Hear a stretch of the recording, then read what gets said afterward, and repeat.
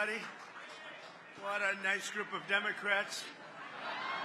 We do. We have a lot of Democrats, and we welcome you. Honestly, we do. And I think we're going to start working together in health care. I really predict that.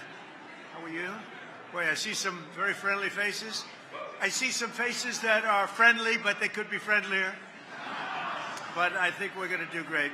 And we've got a lot of good things to happen. We know our First Lady, she worked so hard on making this so beautiful. And the decorations, she's been given wonderful reviews for the trees and all of the Christmas decorations. So thank you very much. Thank you. So we have a very special Congresswoman with us, Julia Letlow. Where is Julia? And it was just announced, and in fact I just heard, that she went to the dip room where she officially announced with a very handsome man her engagement. Okay, where is Julia? Julia, where are you? Come on up. Julia, that's a big deal. Come on, Julia, let's go, Julia. That's a big deal. That's bigger than, that transcends politics. Look at Julia. Oh, he's so lucky. He's the luckiest guy. He's a handsome guy, too. Hi, congratulations. Let me see that ring. Oh, that's a nice ring. That's fantastic. You want to say something? Well, yeah, go ahead. Thank you so much to the best president of my entire life, of the entire United States of America. Thank you. Thank you. He's got a great woman. He's got a great woman. It's a fantastic couple. Thank you very much. So I want to just welcome everybody to the White House. It's a very special tradition. And it's interesting because all other times, oh, look, I have my favorite congressman. How are you, Congressman? You know, it's very interesting because all other Christmas occasions, everyone's quiet. When they're all politicians in the room, they talk right through a speech, and that's okay. I don't mind that. But I want to welcome you all to the White House. It's an honor to have you. It's a special place. You know, for 150 years, they've been trying to do a ballroom. They never got it up, but we got it off. And in a very short period of time, like about a year and a half, you're going to have the best ballroom anywhere in the country, anywhere. It is special, and they're going to be able to, we'll be able to host this in a larger setting. However, it won't be the same. So I think we'll keep this the same way. But we really did. We had a fantastic turnout. We had 12 different parties, and they asked me to go to speak at every party. And I did. I spoke at every single party. Then they announced, because of the fact that they have so many people, it's 11 people are turned down for everyone that makes it. So it's a very good feeling. But I did 11. Then they said, sir, would you do 2 more? I did 2 more. And I said, did Biden do this too? I don't think so. I would love it if he did. It would have been very interesting. But we have a lot of things happening. We have a congressional ball. We have so many different, but what we're really here to celebrate is Christmas. So I want to wish everybody a very Merry Christmas, a very Happy New Year, Happy Hanukkah. Whatever it may be, it's going to be happy, and we're going to have a fantastic year. We have a fantastic year coming up. You know, never in our country have we had investment like has taken place over the last 10 months. We have $18 trillion plus already, and I think by the end of the year it'll be over $20 trillion. That's more than any nation anywhere in the world at any time by quadruple. In the previous administration, just to give you a little fact, not to be hostile, but they had less than $1 trillion over 4 years. So we have 18. I think we'll have 20, but we have 18 over 10 months. So that's some number. And with that automatically comes jobs. And today, for the 52nd day, we hit an all-time stock market high. And that's great. And that means 401ks, that means a lot of things are happening. It means jobs. And I think when the real numbers start coming out and when the real pollsters start doing the polls, I think you're going to see some really fantastic numbers. And that's good for Republicans, frankly, and Democrats. I want to again, thank our First Lady for working so hard on this. She's done so well. It's the, let's see, she's done it 4 times. This would be the 5th time. And I would say this is the best, although I like the red tree. She got criticized for the red trees. Then I liked the white trees, and she was criticized for the white trees. Then I liked the green trees, and she got criticized, and she went back to green, and they love it. So I don't know what's going on. I think this is a little bit of a different administration maybe than the first. But I want to thank all of the great people in the room, both Democrat and Republican, who work so hard on behalf of our great nation. You're members of the greatest legislative body in the history of our country, history of the world, really. And we have the greatest nation anywhere in the world, and it's getting stronger, bigger, better. And I just want to thank you, because sometimes we don't work together, but we come up with great ideas together, and that is true. So tonight, we're going to set aside all political differences. We're not going to criticize each other. We're going to love each other. And we're going to come together not as Democrats and Republicans, but as fellow Americans to give thanks for this nation, which is so great indeed. And it's a tremendous, I think it's a tremendous tribute that, I think it really is. I think it's a tremendous tribute that so many Democrats have joined us tonight. High level. I know almost every single name on the list. It's a very impressive list, too, I must say. But let me also say a very special thanks to all of the spouses and loved ones here tonight. You make incredible sacrifices for us as politicians. I call myself now a politician. I never thought that was going to happen. I never thought that was going to happen, but it happened. But none of what we absolutely do, whatever, would be possible without you. And I want to thank my great wife, my great First Lady, for helping me. But every single one of you have been helped by your spouse. I want to also thank our really wonderful, great Vice President J.D. Vance, who's here. J.D., thank you. And Second Lady Usha Vance. Usha, thank you very much. Thank you, Usha. Also a man that a few of you might know, not very well, but you might know him. Speaker of the House, Mike Johnson. Where's Mike? What a great job you're doing. What a great job. And most importantly, you have a wonderful, beautiful wife. Thank you very much. Say hello to the boys, okay? It's great to have you both.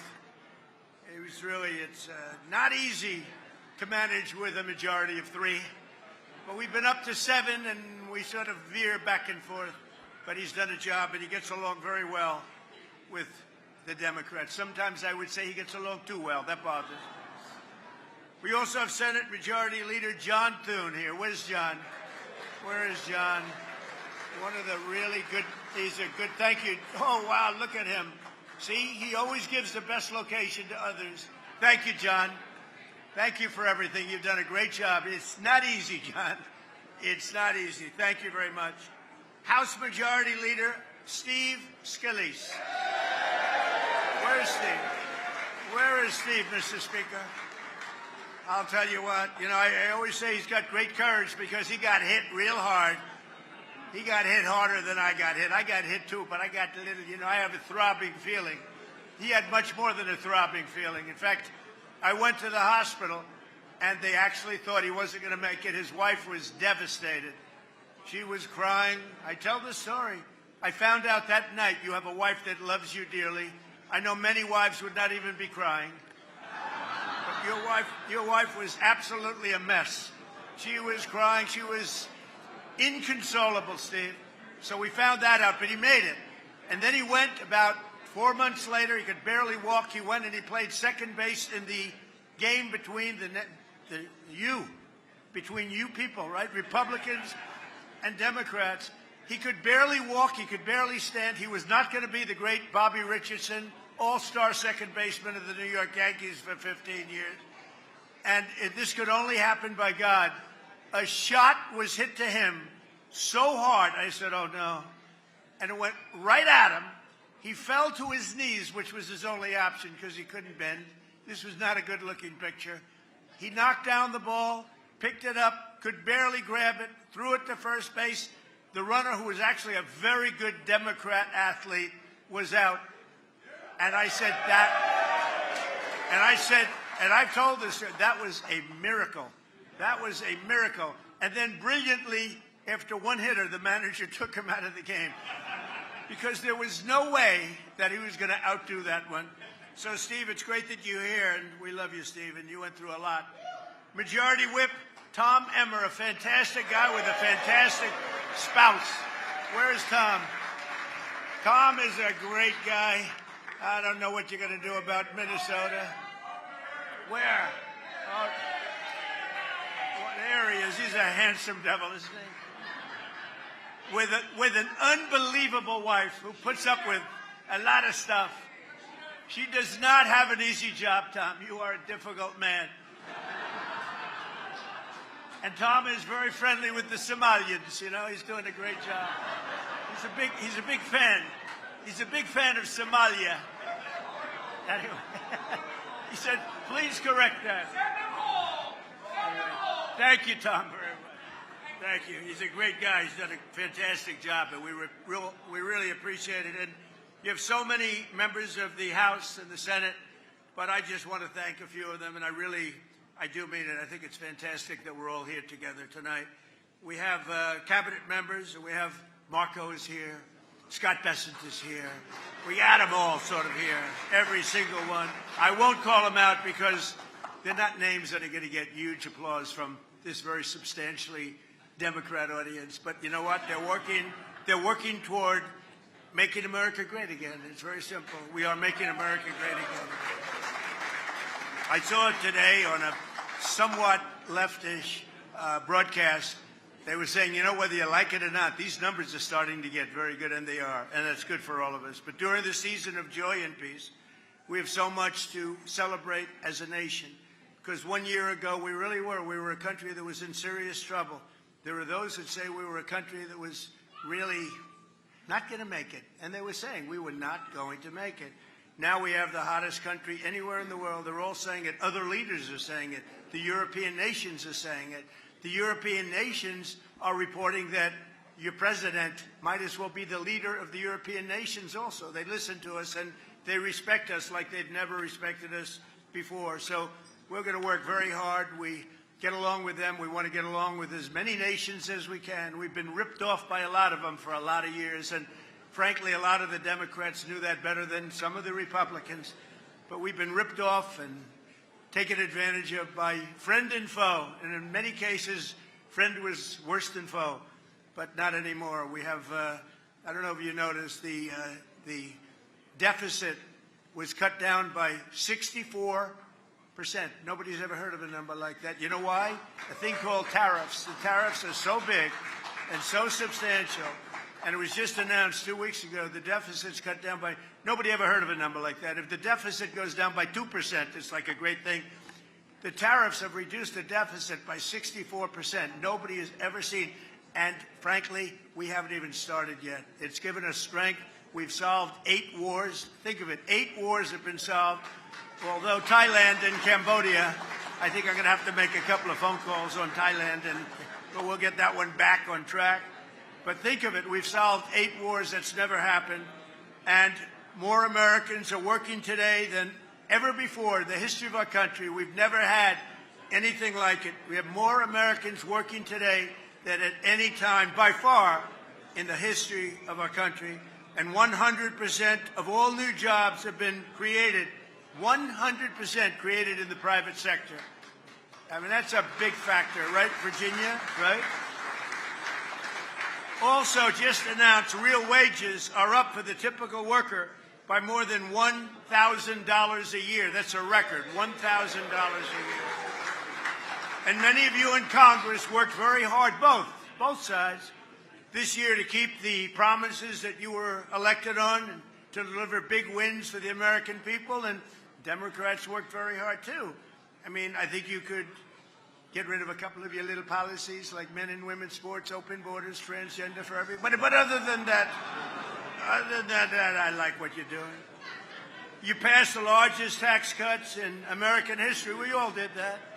We passed the largest spending cuts in American history. And we have the largest regulation cuts by far in American history. All of these things we just passed. You passed the Lake and Riley Act to get criminal aliens off the streets so they don't kill our people, hurt our people, mug our people, slice up our people, which is what they did. They're not doing it so much because crime is way down. And you passed the Genius Act to unleash a new era of financial innovation. And on a bipartisan basis, working with a woman named Melania. Have you heard of Melania? But working with our great First Lady, you passed the Take It Down Act to protect our nation's youth from some horrible people. And I think, I'm not sure, this is hard to believe. I believe this is correct. It was just about a unanimous vote, to which I said, maybe you should be doing my job, because I don't get one vote. You know that did anybody vote against it? Even Rand Paul voted for it, right? Because Rand Paul's an automatic no vote. He's not a Democrat vote, but he's an automatic no. Everybody voted. I think it was just about unanimous. I can't believe it. She came home. I said, I heard you got a unanimous vote. Yeah, she looks at me like, what was the big deal? But that was a great thing that she did, and a great thing that all of you did. Very soon I'll hopefully be signing a National Defense Authorization Act that makes a historic investment in the United States military, which I think most people want to see. And I look forward to working with each and every one of you in the coming year to make our nation stronger, safer, wealthier, healthier. And I really believe we can work on healthcare together and come up with something that's going to be much better, much less expensive for the people, less expensive for our nation, but really most importantly, better and less expensive for the people. And we have an idea that rather than making these massive payments where their stocks went up 1,700% over a short period of time, the insurance companies, we make beautiful, big payments directly to the people, and they buy their own health insurance. And it's so good and so popular, and everybody wants it. And I think, frankly, a lot of the Democrats are going to want it too. It's been a very popular. Ever since I uttered those words about a month ago, it's been very, very popular. So hopefully we can get that done together. So I want to just say in closing, you're going to have a fantastic evening. This food is unbelievable. The White House is known for great food, and it's better than that. And it's a great house. It's a special, special place. I've had a lot of nice houses, but I have to tell you, this house, it's just special. It's one of the reasons that every one of these events, all of them, are packed, sold out, waiting room. They're begging to come. People love the White House, and people love our country, and we love the Republicans, and we love the Democrats, so we love everybody else. We love everybody, especially tonight. Now, tomorrow I'll have to deny I ever said that, but that's okay. So I want to thank you. Maybe our First Lady would like to say something. Good evening. Welcome to the White House. As the President said, our greatest triumph in my office, in the First Lady office in 2025 is Take It Down Act. I appreciate all of your support. I appreciate your bipartisan, overwhelmingly bipartisan support, and across the House and the Senate. Thank you, Mr. Speaker Johnson. And I hope you will be excited to support my new legislative initiative in 2026. Some of you already know about it because it's already in the works. Thank you very much. I wish you and your families a very happy and Merry Christmas and a healthy New Year. Thank you.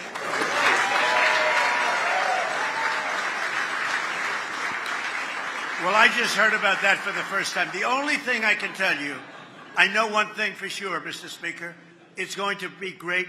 It's going to be great for children.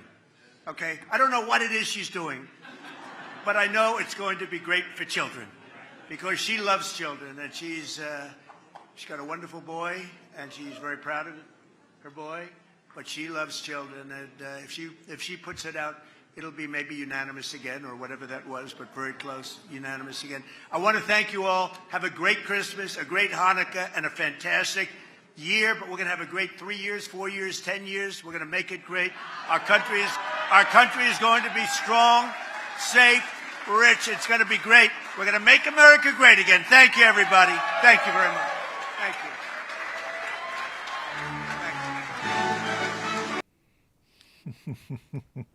Hey, I'm glad that you guys were able to join the remarks on the ballroom. I think in a year and a half, I think he said, we're going to have the new ballroom with, of course, probably most of us, if not all of us, are not going to be able to go in there, but who knows? Maybe we get the golden ticket and we get to go in there. But at least we can watch it on TV. I mean, I've never been there all these years that I've been here.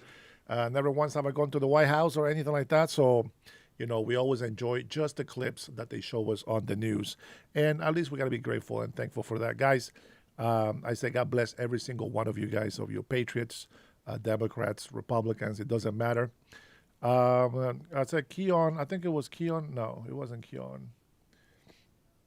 Whoever was talking about the tax cuts for the rich. Good comments. I know you don't agree with me, but good comments. Nonetheless, there were good comments, and I appreciate that. I mean, that is the whole point of this channel, is to have people come in and share their opinions. Now we're going to go ahead and continue with the second half, of course, of today's live in the morning. I want to point out some stuff, guys. I know that we have a lot of fun and we laugh and things like that about federal what we see from the crime shift and stuff. But let's be honest, and we have to address this. I have seen a few videos where some so-called ICE agents or people that are involved with ICE have been doing some stuff that they shouldn't have been. And to that, I just want to say to anybody here, if you know what I'm talking about, I just want to say, everybody that breaks the law should be held accountable. It doesn't matter if they wear a uniform or if they don't. Now, with that being said, it does not grant permission for any citizen or resident or anyone, for that matter, to go over there and interfere with the work of our federal agents, ICE. You're not only putting their lives in danger, you're putting their family lives in danger. You're putting your community and your cities in danger. And I think that if we're going to play something, you know what? The police department will arrest people that are breaking the law. And these guys, even if they're federal agents, they're not above the law. And even though the police officers will probably not prosecute, they will be prosecuted by the FBI, which is a federal agency. So I want to say we don't tolerate or condone any actions that are violent or break the law. We condemn anyone on January 6th that did break the law on January 6th, but we also are aware that there was hundreds, if not, 1,000 or maybe more innocent people that got hurt because politicians are playing games with citizen and American lives. There is a lot to go in there, but you know what? You guys know your truth. I know my truth. You guys know the facts. We all know the facts. Robert, welcome, my friend. Hey, Robert, check this out. I'm going to be sending these out, these coffee mugs. I will be sending them out on the 22nd approximately, so you'll get it after Christmas. Now, I will give you a heads up. I thought I ordered the 16 ounce. I apologize. These are 12 ounce, so they're the smaller cup. They're like my felon cup. But I will send that to the first 10 people that email me. And, actually, I think it's 9 people because one of them stays here with me. I only ordered 10 of them. But they will be free. You guys don't have to pay for that. I'll pay for that and the shipping and handling, and you guys can get that after Christmas. I don't know how long it's going to take, but I'm going to send them to you. Okay, with that being said, I want to go ahead and just put a disclosure out there. If we see videos out there, some of them are very rage baiting. Some of them are ridiculous or they exaggerate.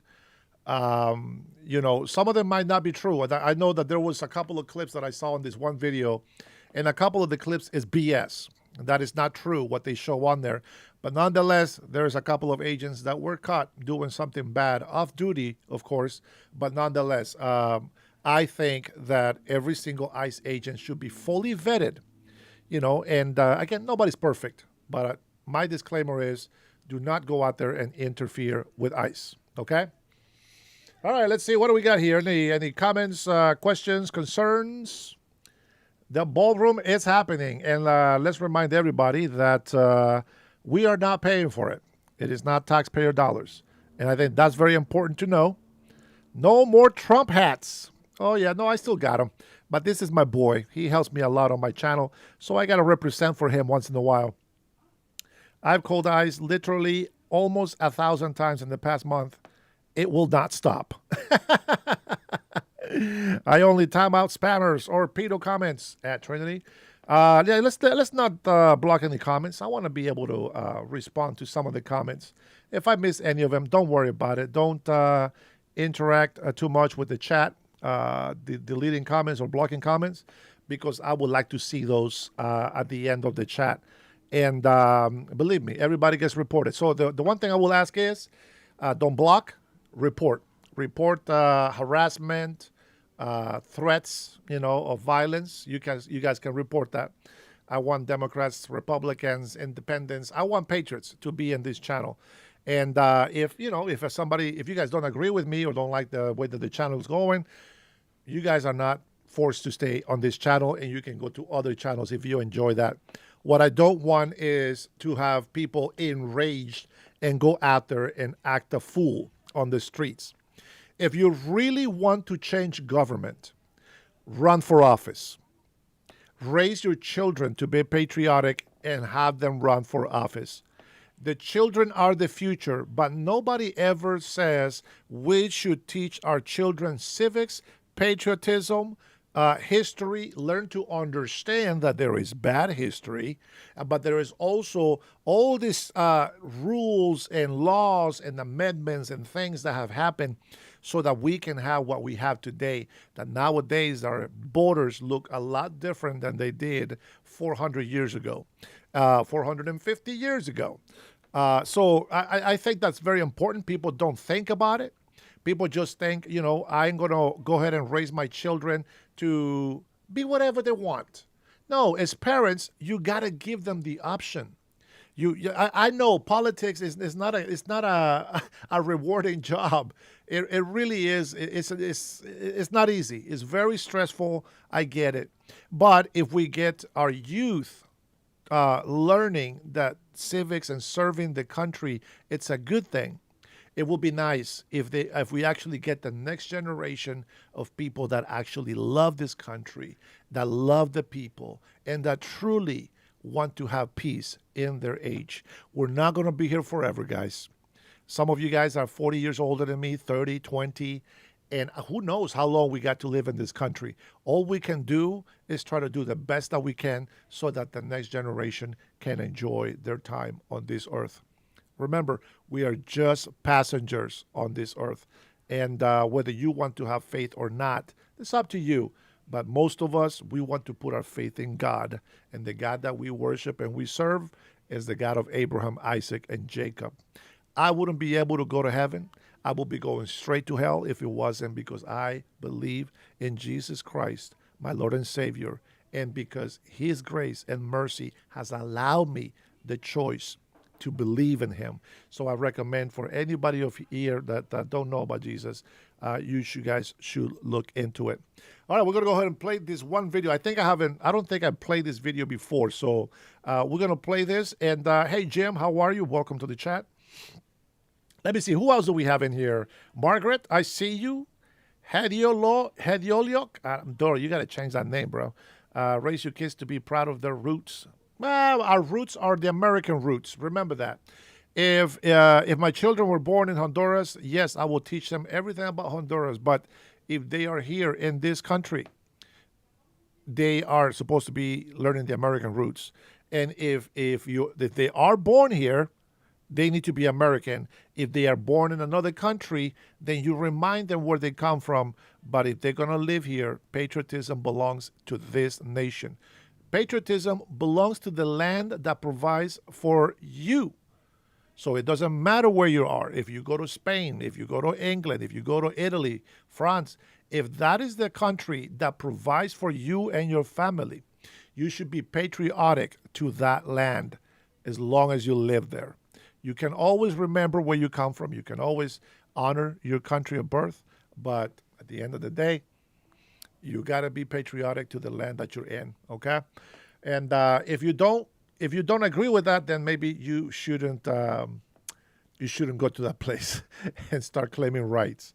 All right, let's see. Shelbo says, let's teach our children of the real history of the USA. If he's Central American, that he needs to shut up. He has no right to participate in our politics or government. I don't know who you're talking to, Class N, but if there's one thing that I am trying myself not to let the trolls get on my nerves, I'm trying to get civil and respectful conversations on my chats. If you guys just want to come in and talk nonsense, it's up to you guys. But that's not what we're here for, okay? We understand that some of the things that we hear or see are going to trigger some emotions and things that we disagree with. And it's not always going to be positive. It's not always going to be on our side. It's not going to always benefit us. Sometimes it's not going to go the way that we think. But I am trying to get that, okay? Now, I am from Central America, but I am a naturalized American citizen. And yes, if you go to my profile, you can go ahead and check my profile so that you can see where I'm from. And also you can read the oath that every naturalized American citizen has to make in order to become an American citizen. And once you do that, yeah, it's okay, Jeff. But once you do that and understand what the oath says, you will agree with us that everything that the corrupted Democrat politicians and some Republicans are doing, and some of these migrants that have become citizens that do not love America. They still love the country where they come from. You know, they don't want to assimilate. They want to bring their religious culture here and just take over our lands, laws, and they want to change everything that we have. And you have to understand this. As much as we have freedom of religion, freedom of speech, let's be honest with each other. Western civilization does not match. You just can't match it with Muslims. You have to understand this. It's not that I am against the Muslim religion. I don't accept it. I'm not against it. There is things in there that we're not going to get into of why I don't accept it. But just remember this. The Muslim religion was created by a government of Islam. And this is the religion that they have used to push on people. You see a lot of people that are thinking that they are religious and they are spiritual. They don't understand what spiritual and religious means. But religion really is just a fact of doing something all the time, right? You're doing this thing constantly, that you're doing it religiously over and over and over. But they don't really believe. They just accept whatever they're told. They don't seek for the truth or the answers that they need to have. So I'll just say, just be careful with that. Read the oath in my profile. This is the actual oath that we have to make to become citizens in this country. If you were born in this country and you read the oath, you will see what it really means to become an American and what is your duties as an American citizen. All right, and with that being said, I am going to go ahead and start playing Crime Chef's video. Let's see what he has to show me. This is one of his videos from his collection 1 month ago. Federal agents have arrested a criminal illegal alien accused of offering $10,000 bounties to murder ICE agents. We have specific officers and agents that have bounties that have been put out on their heads. It's been $2,000 to kidnap them, $10,000 to kill them. They've released their pictures. They've sent them between their networks. This isn't speculation. It's documented in a DHS intelligence bulletin and reported by the New York Post and Fox News. DHS says there's now this tiered bounty system set up by Mexican cartels. Take a look. They're offering $2,000 for gathering intelligence or doxing immigration agents, $5 to $10 grand for kidnapping of standard ICE officers. And now tell me, without being left or right, tell me, is that what being American looks like to you? Do you think that being an American, this is what you're supposed to do? Think about it. Think about it. People want to go out there, protest ICE, cuss them out. Most likely it's Hispanic communities, now Somalians. I get it. Some crazy, guilty white people. I get it. But think about it. This is not fake. These are not lies. And you're watching it. You know it. I know it. The whole world knows it.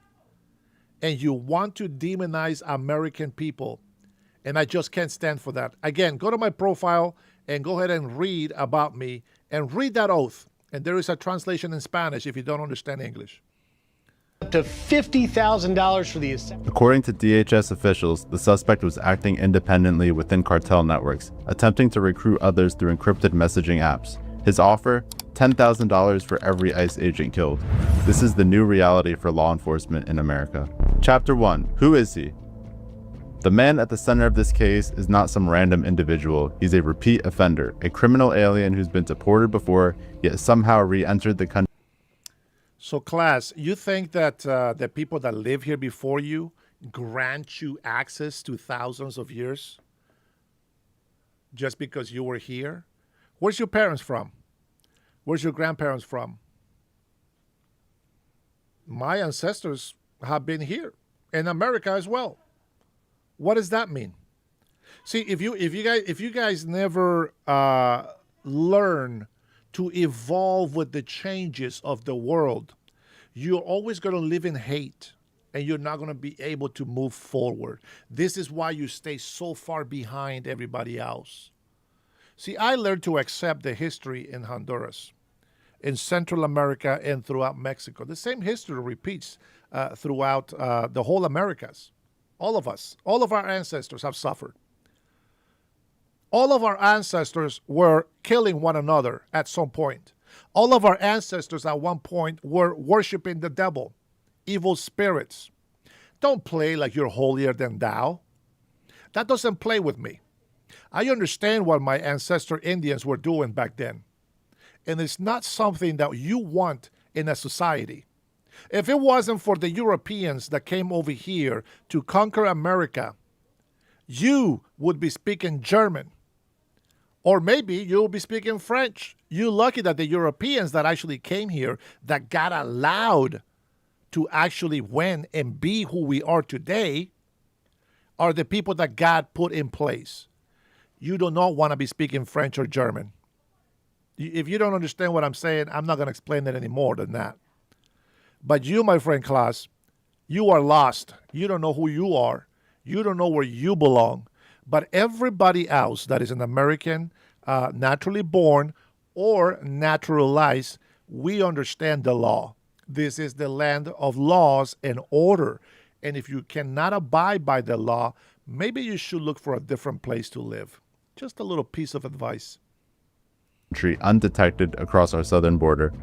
ICE officials confirmed that the suspect has been arrested 3 times between 2018 and 2022 on charges ranging from drug possession to aggravated assault. Each time, sanctuary city policies and procedural leniency allowed him to avoid deportation. This is unacceptable. Sources told Fox News that the suspect maintained active communication with cartel operatives through Signal and Telegram. Using burner phones and encrypted chats, DHS analysts say his recruitment messages promised payouts for each confirmed ICE killing and even included instructions on how to dispose of evidence. This is not an isolated case. Federal intelligence agencies have long warned that cartel operatives and criminal aliens use encrypted communication platforms to coordinate operations inside the United States. A 2024 FBI counterterrorism bulletin warned of emerging hybrid networks, combining drug smuggling with targeted attacks of intimidation against U.S. law enforcement. The Dallas suspect story mirrors hundreds of cases across the country. Individuals who have crossed the border multiple times, committed violent crimes, and slipped through a system designed to enforce consequences, but instead rewards criminals. According to FAIR's 2024 report, more than 400 illegal immigrants in the U.S. have criminal convictions, yet many of them remain free because of weak enforcement policies. This is how it happens. Sanctuary policies block ICE detainers. Liberal DAs refuse to prosecute reentry. Federal judges issue injunctions that tie the hands of border enforcement. The system collapses by design, and when it does, violent men like this thrive. Here today because the elected leaders in this state of Illinois are ignoring the law. In fact, they're being obstructionists when it comes to getting dangerous criminals off of their streets.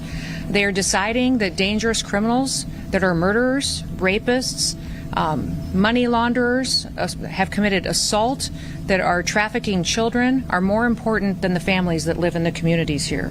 When you combine policy negligence with organized criminal ambition, you create a perfect storm. A man who should never have been in this country, now orchestrating murder plots against the very agents trying to protect it. Chapter 2, the escalation.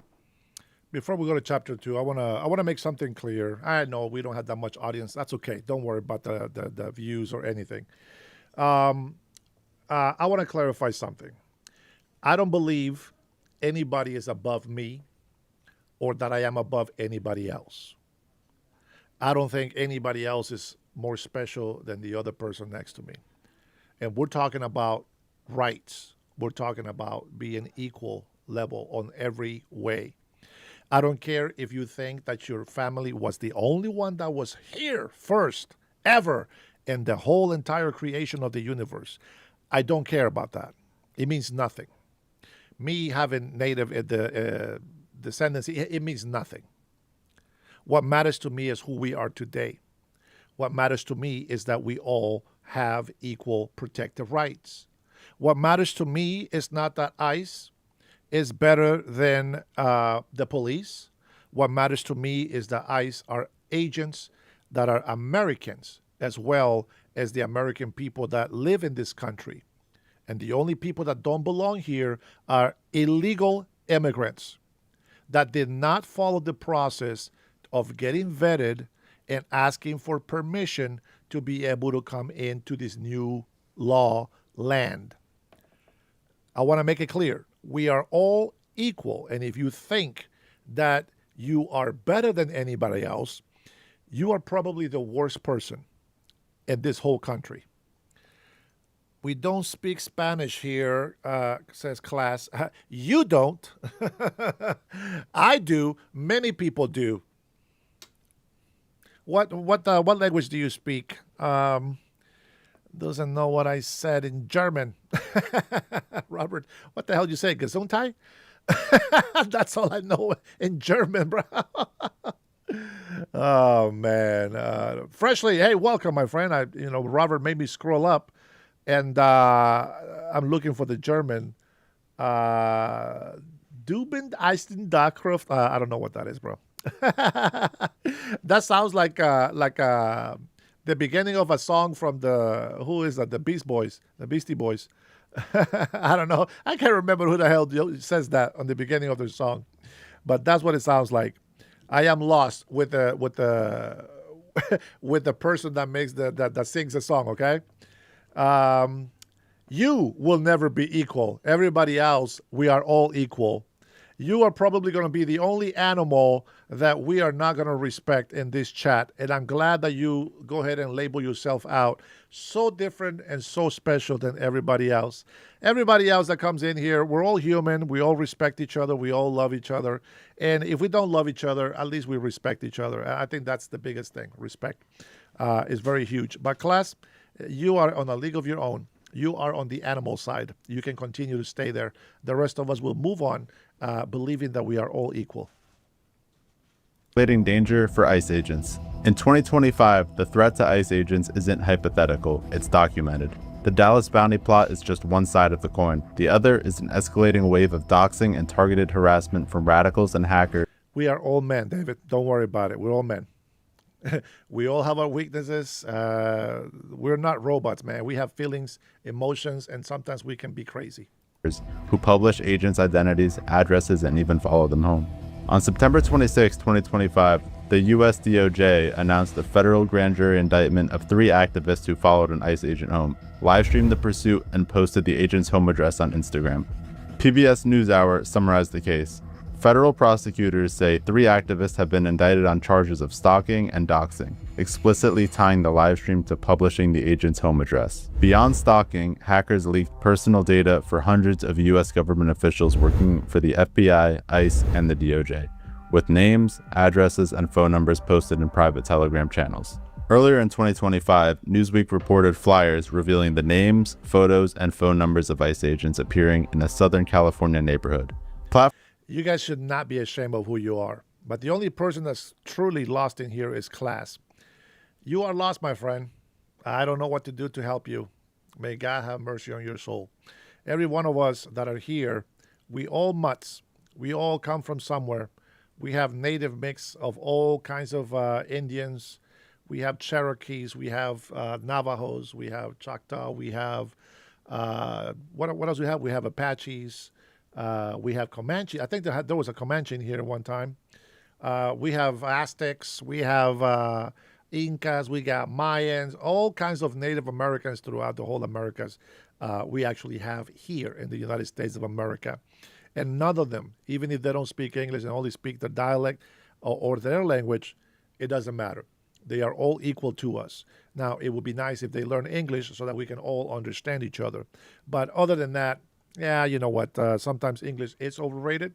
But if they are going to be getting along everybody else, I think we should all speak the official language. Don't forget your original language, but we should learn English so that we can communicate. And stop shaming people for accents. I know my accent is not that bad, but still, there's other people that do have heavy accents that I cannot understand, and it's not to be rude or mean.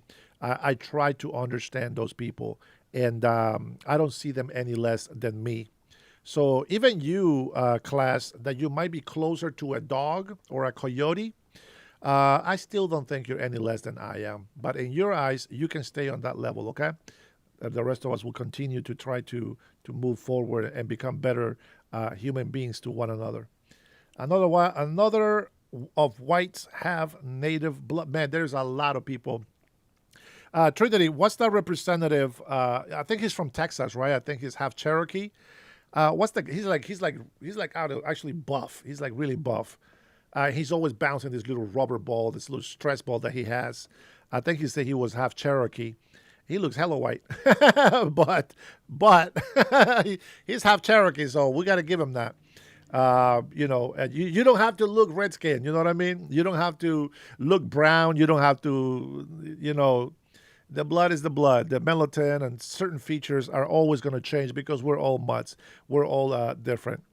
Let me see. Yeah, Richard, it's a lost cause, I think. Who knows? Maybe class one day will decide to join civilization and agree that all humans are equal. None of us are more than others. See, you can have more money. You can have a little bit more privilege, to some of the things you can do. But on a human level, nobody is greater than another. Thank you, Robert. That's a big super chat for Robert. We are all the same, Andre. The skin, except maybe our gender, accents mean nothing. We all have one. Yeah, one way or another. That is actually true. Everybody does have an accent. Nobody speaks a real original language.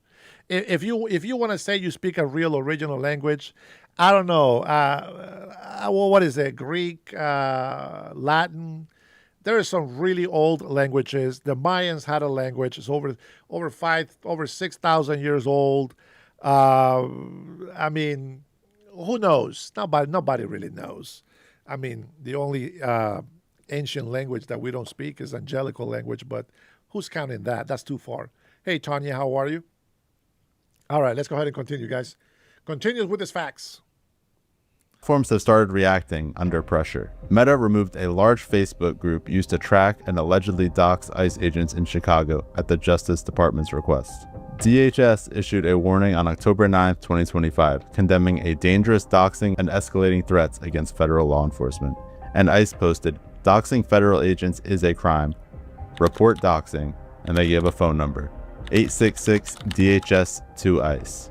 In Portland, OPB documented masked agents confronting protesters outside the ICE facility and noted the tension between doxing prosecutions and First Amendment defenses, precisely why operational anonymity is now standard.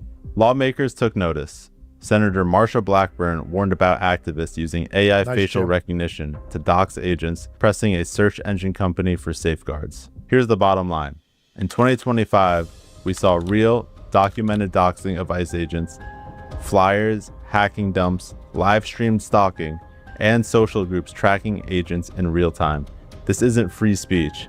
This is targeted acquisition masquerading as activism.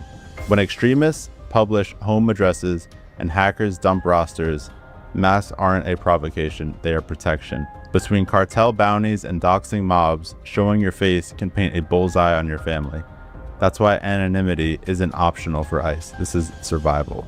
Chapter 3, Why ICE Agents Wear Masks. So a lot of agencies were invited to come out 2 weeks ago in Los Angeles where we ran an operation where ICE officers were doxed. So let's just say that again. People are out there taking photos of the names, their faces, and posting them online with death threats to their family and themselves. So I'm sorry if people are offended by them wearing masks, but I'm not going to let my officers and agents go out there and put their lives on the line and their family on the line because people don't like what immigration enforcement is. They are wearing those masks because we ran an operation with the Secret Service where we arrested someone that was going online, taking their photos, posting their families, their kids' Instagram, their kids' Facebooks, and targeting them. Chapter 4, Cartel Terror and Leftist Enablement. Manhattan compared to what we showed you last night, with federal agents swarming in to clear out street vendors in Chinatown. But this may not be the last time we'll see this. The feds are now warning of more arrests. Eyewitness News reporter Josh Einiger with the protesters tonight. Cartels are openly targeting American law enforcement, while radical activists at home are making that job even deadlier. Together, they form a dual threat. One criminal and one ideological. Both aim to cripple the people defending our borders. This is why ICE enforcement requires secrecy and why masked agents are essential. They are not the aggressors, they are the hunted. That's a tool that the men and women of ICE to keep themselves and their families safe, then I'll allow it. I know a lot of elected officials have put forward legislation or proposed legislation about banning of the masks, things like that. I would also want, elected officials to help us hold those people accountable that do dox or threat an ICE officer or agent or their family. I think that'd go a long way. So you will continue to allow ICE officers to wear masks during operations? I will. The arrest in Dallas is just one chapter in a much larger story. Cartels have brought blood money to our doorstep. Radical activists have turned agents into targets, and through it all, the media downplays the danger.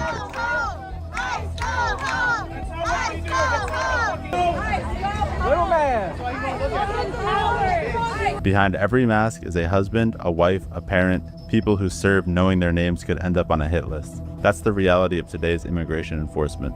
So when you see an ICE agent wearing a mask, remember, it's not about intimidation. It's about protection from cartels, from radicals, and from a society too blind to see who the real villains are. This is why I partnered with today's sponsor, Patriot Mobile. Patriot Mobile is a phone carrier that actively supports our law enforcement. Patriot Mobile also provides great phone service, so to me it's a no-brainer to make the switch. Patriot Mobile is offering Crime Chef viewers 1 free month of service. You can get started by using the QR code on screen or the link that's in the description. Thanks.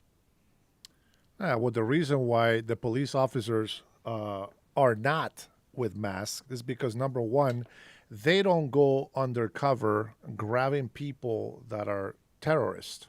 Yeah, they grab criminals, but they are not being targeted like the ICE agents are. You know what happens when a criminal goes after one police officer?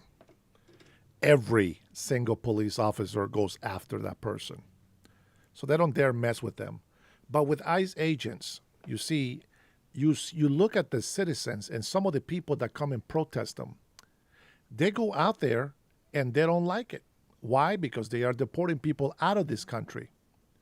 See, criminals that are in this country here, well, they're criminals and they know that they should be in jail. They go to court, they stay here, but they are criminals and they know that the justice system has served them.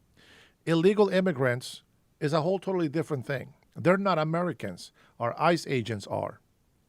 If you see police officers being protested every day, I guarantee you they're going to start wearing masks. I guarantee you. But see, police like to they have learned people have learned to somewhat respect police a little bit more.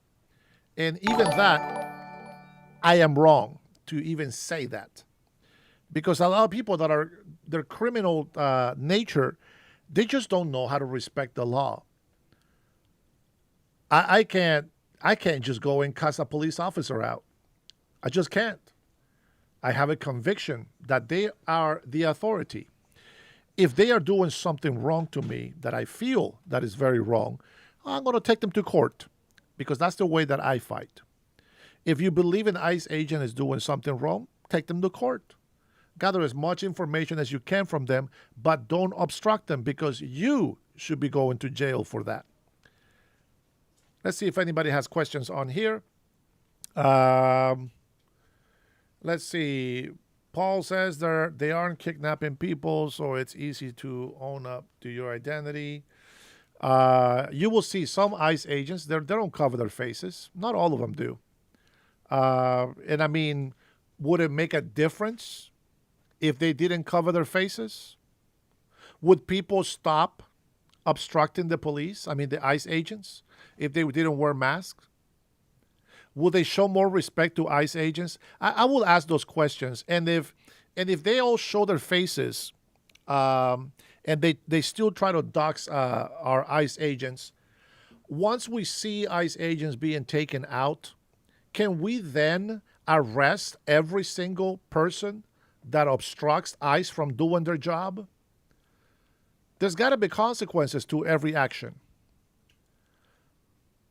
I watched a video and I looked at every single comment on the chat. Let me see if I can find this video.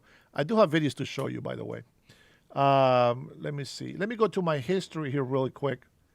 And I'm going to try to pull up a video that I watched from the left side.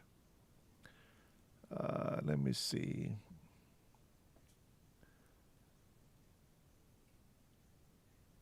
No.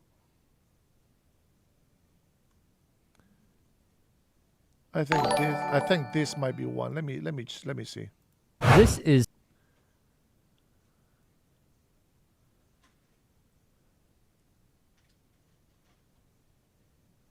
Let's go ahead and we're not going to watch the video, but we're going to do something different today. Let's read some comments.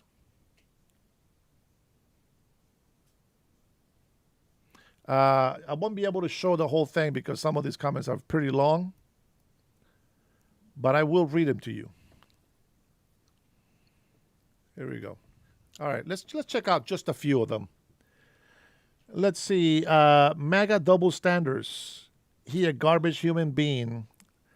Great. Put your Nazi hands behind your back. Maybe try not to mess with kids.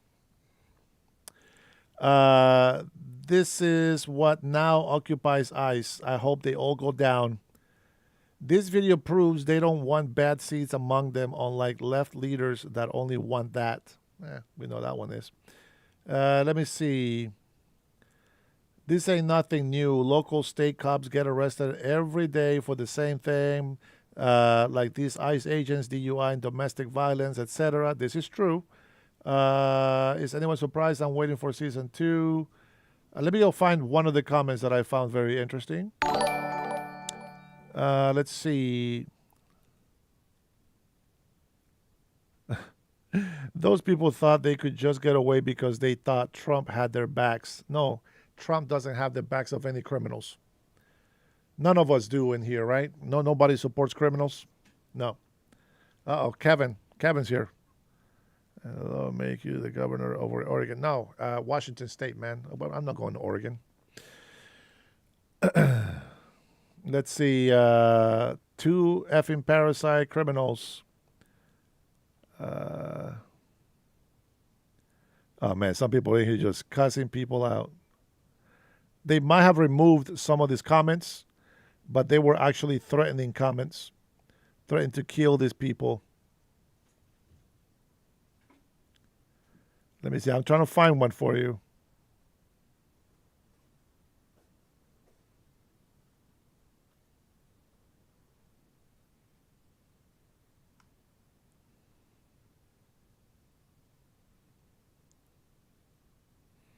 MAGA deep state mentality. Cops don't even know what docs is.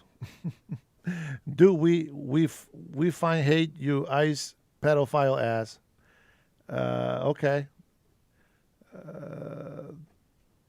Dirty cops threatening the POS like his pal. I don't know what some of these people are saying.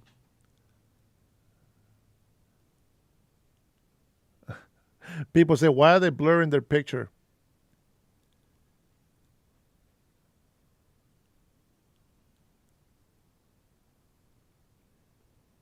I don't know why people are blaming Christine Noam. So one of the guys here says, I knew there were a January 6th mofo. Hey, Rush Babe, welcome. Good evening. Haven't seen you in a few days. Back the blue, support the ice, says Jason. We are family. I got all my brothers and sisters with me. Okay, I can't find some of the evil comments that they put on here. Let's see. Let's go back. Let me see if I got another one. Maybe this one right here. Good morning, sirs. Are you guys... So this right here, I don't know. What do you guys think about this part right here? Law enforcement? I just noticed the... What law enforcement are you guys with? What law enforcement are you guys with? Are you guys ICE? Are you guys Immigrations and Customs Enforcement? Well, you actually legally have to identify yourself if you are ICE. You legally have to identify yourself if you are ICE. So I'm gonna ask you guys a real question here, okay? I'm gonna ask you a real question here. Do you think that if they were thugs, that if they were some sort of cartel or people kidnapping people, do you think this video will exist? Do you think they're just going to let somebody just walk amongst them and nothing's going to happen? Put your mind into that logic, right? So I can see this and it's like, okay, well, you know what? I know undercover. So I see badges on their waist, right? So I'm not going to play stupid. I know there's some sort of enforcement. Do I know their eyes? Probably not. But tell me, what kind of criminal is just going to allow you to walk amongst them and just pretend like nothing's happening? Think about that. What do you guys think about that? Let me see if I can see some comments on here. Let me see if you can give me some feedback on that. You legally have to identify yourself if you are ICE. What is your name and badge number? You legally have to identify yourself if you're ICE. You legally have to identify yourself if you're ICE. You legally have to identify yourself if you're ICE. Good morning, officer. How are you? Wait, good morning, officer. How are you? You legally have to identify yourself if you're ICE. Good morning, officer. So there's a police officer right there. Why does she need to hear the identification of the people that are there? It's just a question. Just a question. She would not exist to post this video to. That's correct, Margaret. That is correct. Now there's a police officer right there. If the police officer sees there's something wrong going on there, he would say something. I just asked these officers to identify themselves, if they're Immigrations and Customs Enforcement, and they're saying nothing, which they legally have to identify their name and badge number if they're Immigrations and Customs Enforcement. This woman stumbled upon. Now, you see how the guy turned off the volume when the officer was going to explain something? I don't know what the actual video is. I will probably look it up and find it and see what the officer says. But the guy that's doing this presentation, it's obviously working for the left side, right? They're working against ICE. So he's saying that he's showing the truth about this, but then he's making his own narrative as he's showing clips of videos. Now, if you know anything about video, you know that you can manipulate a video to make a person look guilty. You can manipulate audio to make a person look guilty. But if you just let the whole scene play out and then just listen to what they're saying. Unless there really is no audio, that's different. But the officer was about to explain what's happening there. And the guy went ahead and cut off the video and says this. On what she believes to be federal law enforcement officers in the wild. I would argue it is quite a tell that so many of them turned away almost immediately from the camera and went to their cars once they saw she was rolling and asking questions, which is well within her right, by the way. This guy, I don't know if he thinks he's doing something wonderful here, but what he's really doing is putting people's lives at risk, because he says it's within her right to go in there and record. Guess what trouble comes with that right?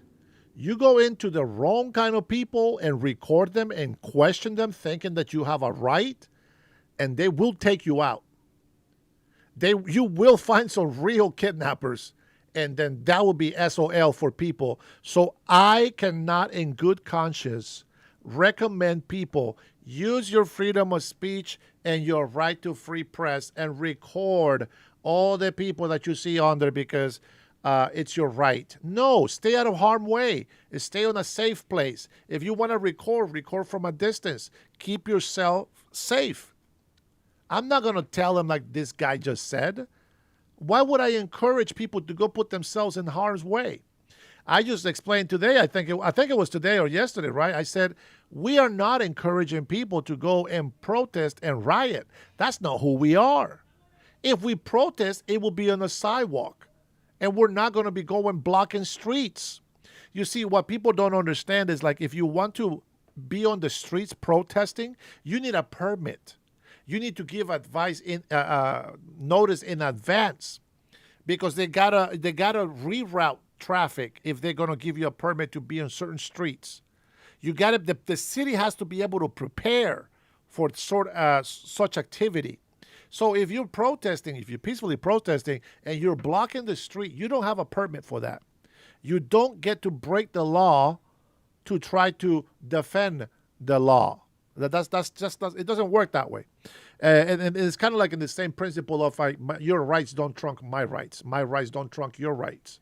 So you can't just go break the law to say that you're defending the law, even though they're not really defending the law. They're defending illegal criminal aliens. So you see how the narrative goes. This is a person from the left. This guy shows the opposite of what a far right person will show.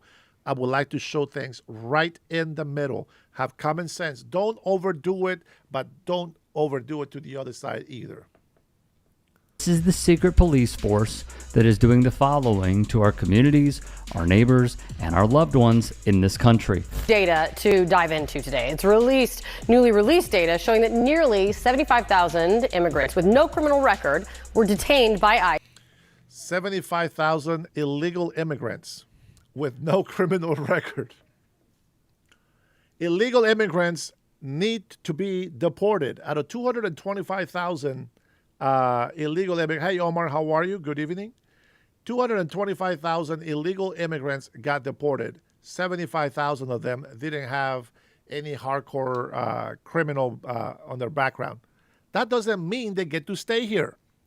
We have over 21 million. I think 21. Some people say 50. But I'll say over 21 million illegal immigrants that do not belong in this country, and they all have to go. We get rid of all these illegal immigrants, housing costs goes down, healthcare prices go down, your money goes longer, you get more bang for your buck if we get rid of all these illegal immigrants. Plus, we wouldn't be spending hundreds of billions of dollars trying to deport people. You guys don't understand how much of a benefit it is to get rid of every single illegal immigrant. I'm going to say this every single time. The immigration system is there to vet the best people to help this country become better than what it already is. It's not there to bring broke-ass people that are going to be sucking off the tit of our taxpayer dollars. That's not what immigration is for.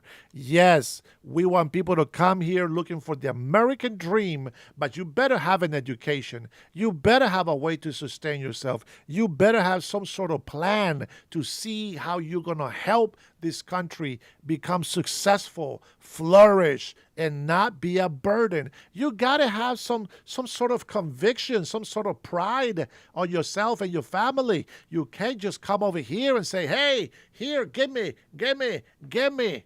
You can't just walk around like you are the ticks on a dog. You got to have some pride. You got to come in here and say, hey, what's up? You're not better than me. We're on the same level. You know why? Because I work. You know why? Because I respect the law. You know why? Because I got a permission to be here. See, that's how you stand up here. You got to respect the law, but we got to have quality people come here. See, there is millions of Hondurans that are good people. But there is millions of illegals that are not good people. And even if you think they are illegal and they got to go.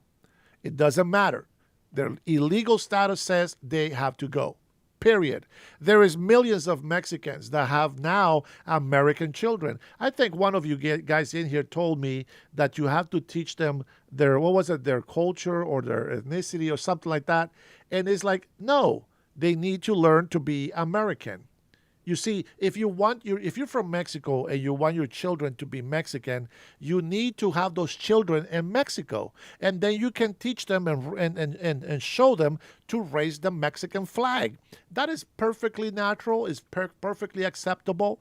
But you're not going to come from Mexico, have children here, and lie to your children saying they're Mexican, because they are not Mexican. They are American. Now, if you want to teach them about how to make tortillas, you can do that. See, culture and nationality is different.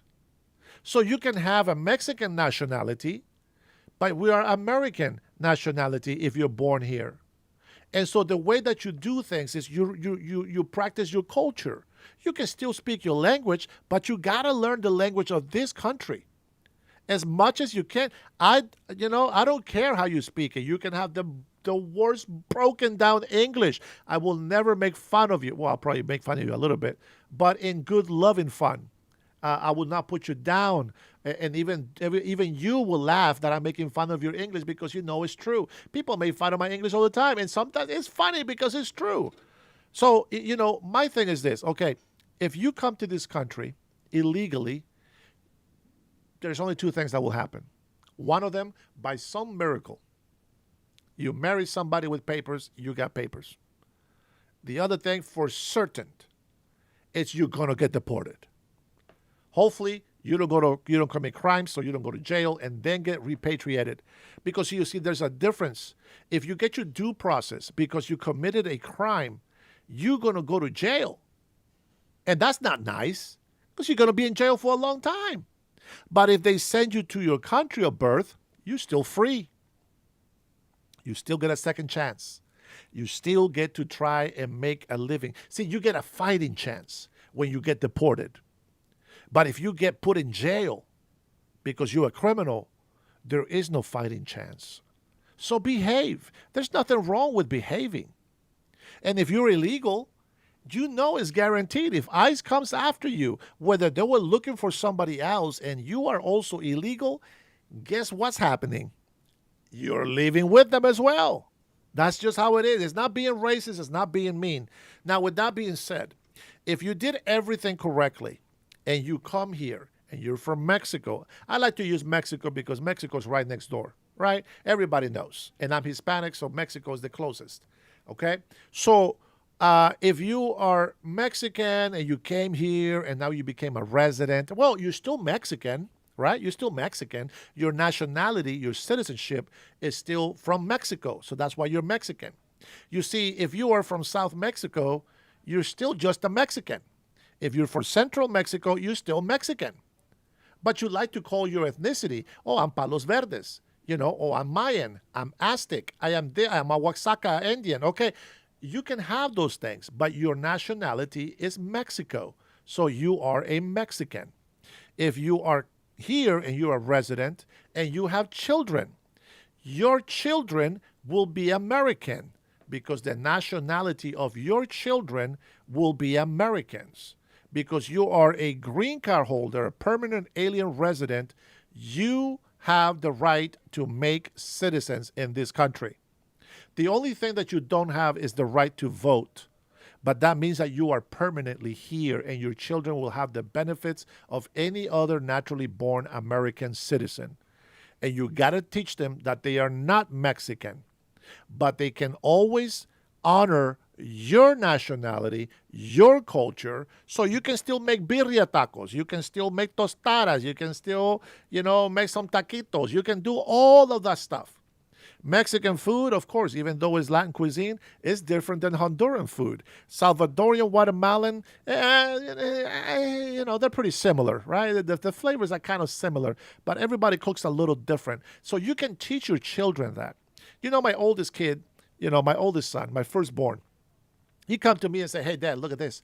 And he shows me he's got a Honduras flag in his room. And I said, "Where's the American flag?" He said, "Well, I'm Honduran because of you, Dad." I was like, "No, you're American. You are not Honduran at all." I said, "I'm Honduran. I was born there. Honduras is a nationality. It's a nation. It's a country. You have some Indian descendancy, not much, but you still got some. You can say that. You can always honor me. You always honor me with the Honduran flag. Where is the American flag?" So I had to teach my child. Well, he's a grown man, but he's like 30 years old, but I got to teach them. I said, "You're not Honduras, mijo." I said, "You're American." And that's it. That's what you should be proud of. Now, you want to call yourself black? That's fine. That's your mom's side. It's okay. But to me, you're not black. And to me, you're an American. That has different ethnicities, but you're still American. You can go ahead and check the boxes that you want, but you're just American. And you should be proud of that. And he's like, "You know what, Dad? I never thought about that." And I was like, "That's okay." I said, "Your brothers and your sisters, they're not Hondurans either. You are all Americans.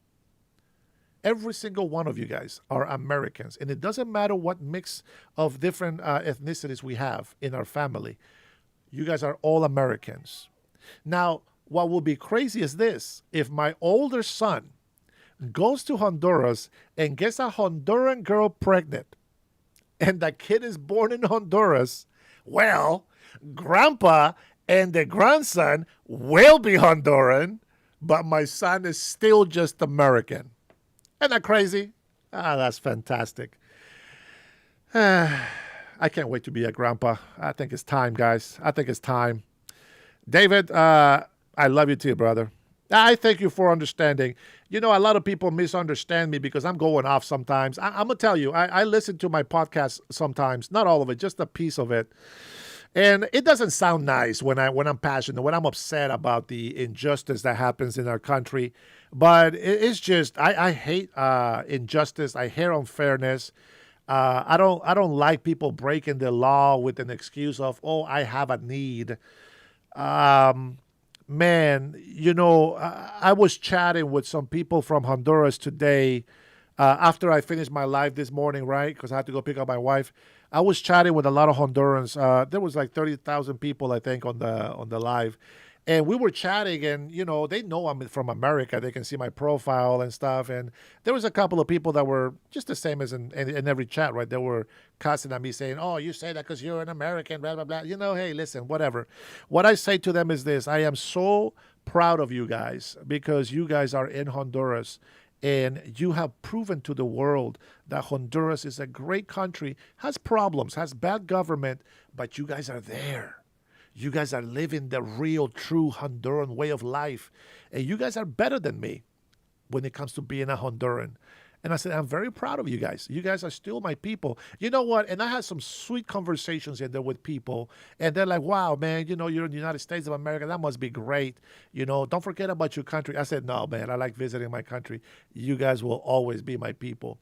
I said, "But I had to respect the laws in this country." He's like, "Well, we respect the laws in our country as well. We expect nothing less than you." And I'm talking with people like at my age and older as well. And they were raised the same way that I was, with civics, with patriotism. And we all agree that when we come to the United States of America illegally, we bring shame to our country. It is it's really nice, a nice breath of fresh air. It really is. Because sometimes I'm here just battling other Hispanics that, that they just think that I'm a traitor and a sellout. But then when I listen to my own Honduran people, they understand. And I feel blessed today to be able to have those conversations with people like that. And, here's an update from Honduras. Now, I know people don't like to believe me when I tell them my stories. In Snohomish, yes, there's some rivers that get overgrown over here, and some houses do go down the river, but I haven't heard of any of those yet. But yes, we live close, and the area where we're at it's not a flooding area. It has been raining a lot, but we haven't seen no big floods near where I am.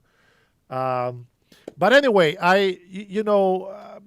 people think that I'm just hateful and this and that, but believe me when I tell you that if it was God's will that I would live in Honduras, I would, and I'd be so happy to live in Honduras. It's a third world country, guys. The roads are smaller. The streets look different. The houses they feel a lot smaller to me. I'm only almost 6'1". With my shoes, I'm 6'2". But, I'm just an average height here in America. But when I go to Honduras, I'm actually pretty tall. There's still taller people than me, but I'm actually pretty tall in Honduras.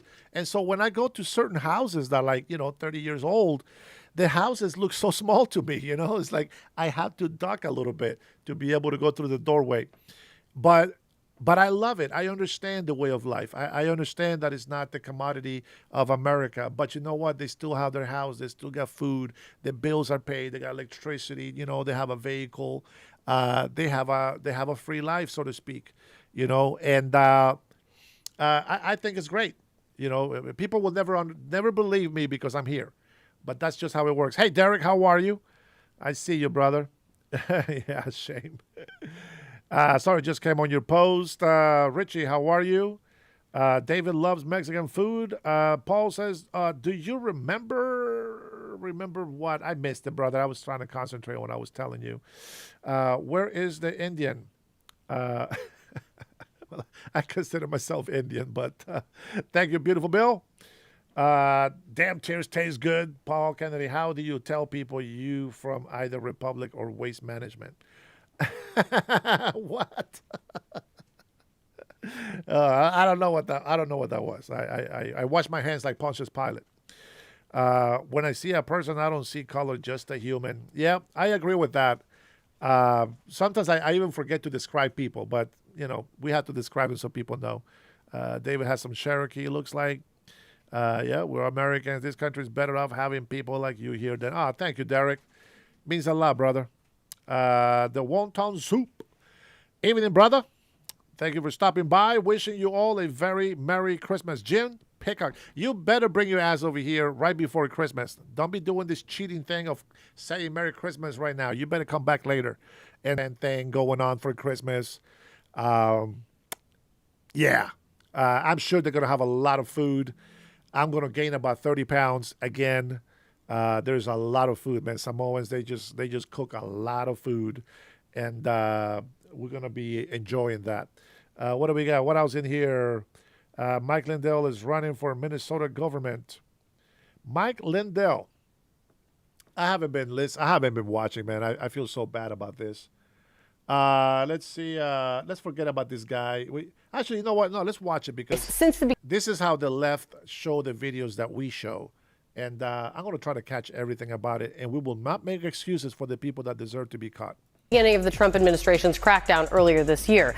A research group tied to UC Berkeley's law school says that under President Trump, under this, ongoing operation, immigration arrests have surged to roughly 220,000 in just 9 months. Well, Kate, this data really backs up what we have been hearing anecdotally from attorneys as well as advocates who have worked with a lot of those immigrants who have been detained by Immigration and Customs Enforcement and by U.S. Border Patrol over the last several months. And in many of these cases, there had not been criminal records. Yes, these were people who were in the United States illegally, but they did not fall into the categories that the administration has repeatedly talked about national security and public safety threats just based on their records. So this data again shows that of the 220,000 arrests that have happened in these last 9 months, nearly 75,000 people had no criminal records. This is according to the Data Deportation Project. They're going after people who are hardworking, who care about the country, and are imprisoning them for Geo Group and Core Civic, if unaware. Chairs of Geo Group. Okay. So you see that's what I'm talking about, the difference, okay? If they are illegal in this country, they're not getting arrested to go to prison to rot. They're being sent back to their country. They're being repatriated. They're free. They're being let go over there. Now, would they have to be in a month or two? Who knows? Maybe. But that's why you don't want to be here illegally. We should let it be clear. You do not want to be in this country illegally. There's a reason why we have laws. There's a reason why criminals go to jail, so that they don't find the excuse to say, oh, I can be a criminal. No, if they know they're a criminal and they're going to be punished, well, they'll think twice about being a criminal. If you don't tell them that there's bad consequences to be here illegally, well, they're just going to come here illegally anyway. So you have to use some sort of deterrent, and I think that what ICE is doing is exactly what they're supposed to do. Oh, my goodness. Sister over here dropping down a super chat. Look at you. American doesn't have a raise. Love you, brother. Keep speaking the truth. You are a true American patriot. Coffee maker fund. Let's go.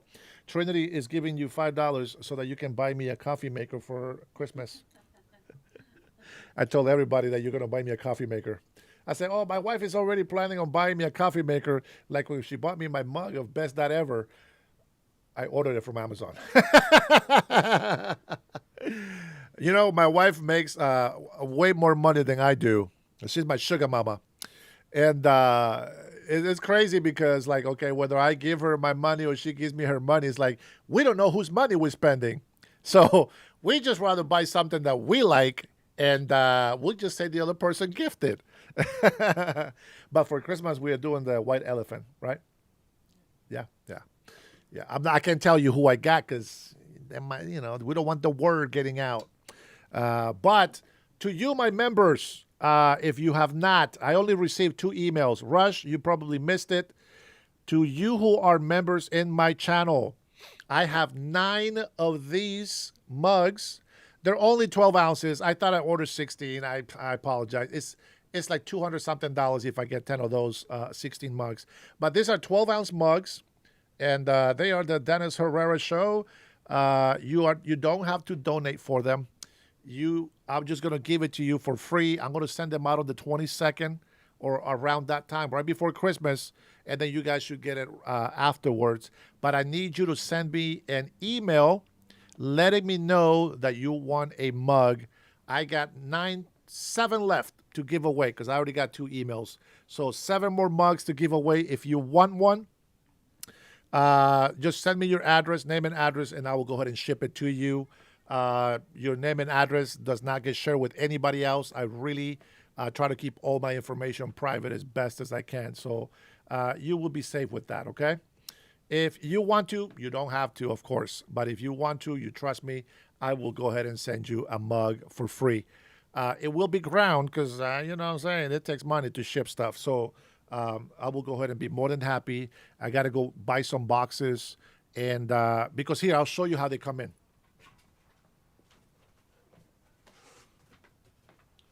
So the main package comes in a box like this.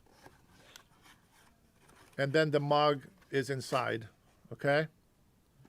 So I got to buy another box to put this one in. And then you get this. I ordered the black inside. And that is exactly what you're going to get, all right? That's just to give you guys a little thank you. And being that it's Christmas, is the perfect thing that I can give you. Oh, never mind. There's only 6 left because Omar, I already have your address. So Omar is already going to get his. So I got 6 left, guys. 6 mugs left. And I will check the emails later. But as I get those emails, in the order that I get them, there will be a stamp on them. So I know who sent what. All right. Let's see here. Let me change this email here. Let me check. See if anybody has sent any emails yet. This is just for my Patriots. Let's see.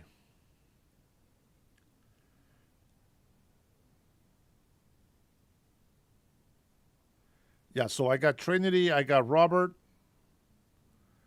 and I got Omar. That means that I have 6 more mugs left. What about Rush Babe? Oh, yeah, well, Rush is here, but she needs to send me an email with the address. Rush, send me that email with that address or text it to my phone. You already have my personal phone.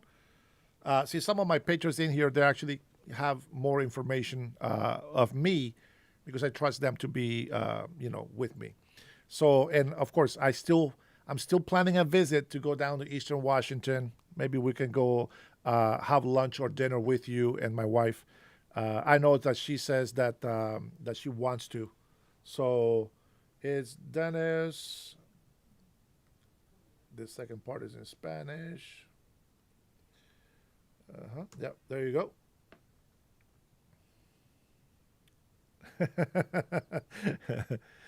It's your massive order of Hot Pockets. No, if you guys like them, I want you to give me your honest opinion. If you really like it, I'm going to see if maybe I can get bigger ones. And, who knows? Maybe somebody will give me a super chat. And if they email me with their address, then I will go ahead and ship it. And just to say a big thank you and for the support. And so that way, when you come on to my live, you can grab your Dennis Herrera show mug and we can salute. We can do a brindis together. That'll be nice. So thank you, guys. All right. So we got, what is it? I got Omar. I got Rush Babe. I got Trinity, Robert. I got 5 more left. Brian, you're in here. You better shoot that email. My man, he's got to be here somewhere. Needs to shoot that email, and you guys will get the mug. My wife says she likes it, so if she likes it, I think you guys will like it. All right, let's go ahead and continue. Oh, look at this. Jay, man, this guy just never fails to come in here, and just he likes to hang out with us guys. Paul, Dennis is so dumb he doesn't realize we're talking amongst ourselves. You are. I am talking to everybody. So I wasn't talking specifically to a single one of you guys. With that being said, I'm not sure what the hell you're talking about, Paul. You just joined the wagon of Jay. But let's go ahead and continue to this. Listen to this leftist video. In CoreCivic rose more than 50% since the election. I've worked at CoreCivic for 32 years, and this is truly one of the most exciting periods in my career with the company.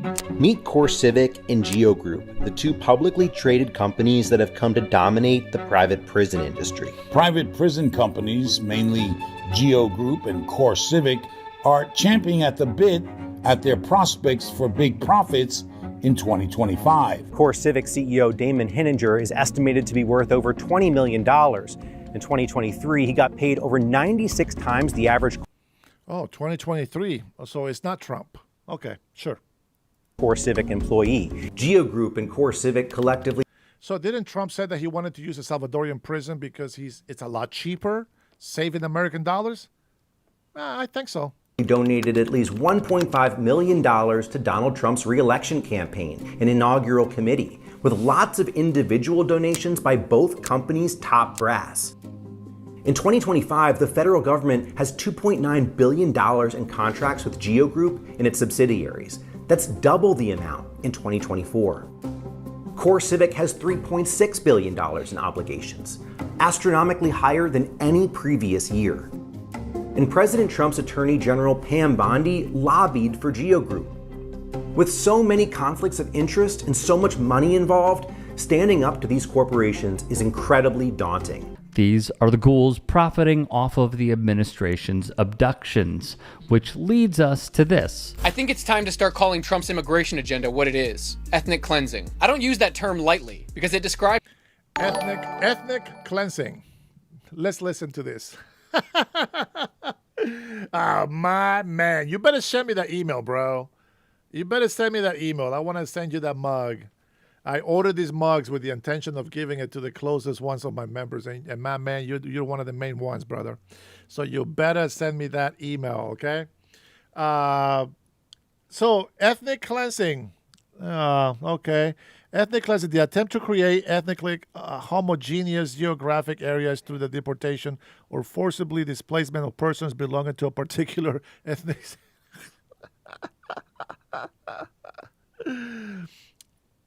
Yeah. Oh, yeah, Berniel. Oh, that's -1. I do have Berniel's address. Yeah, I need to send him one. Okay, so we got, I think we got 3 left, because I'm assuming that my man is going to shoot that email, and we're going to get there.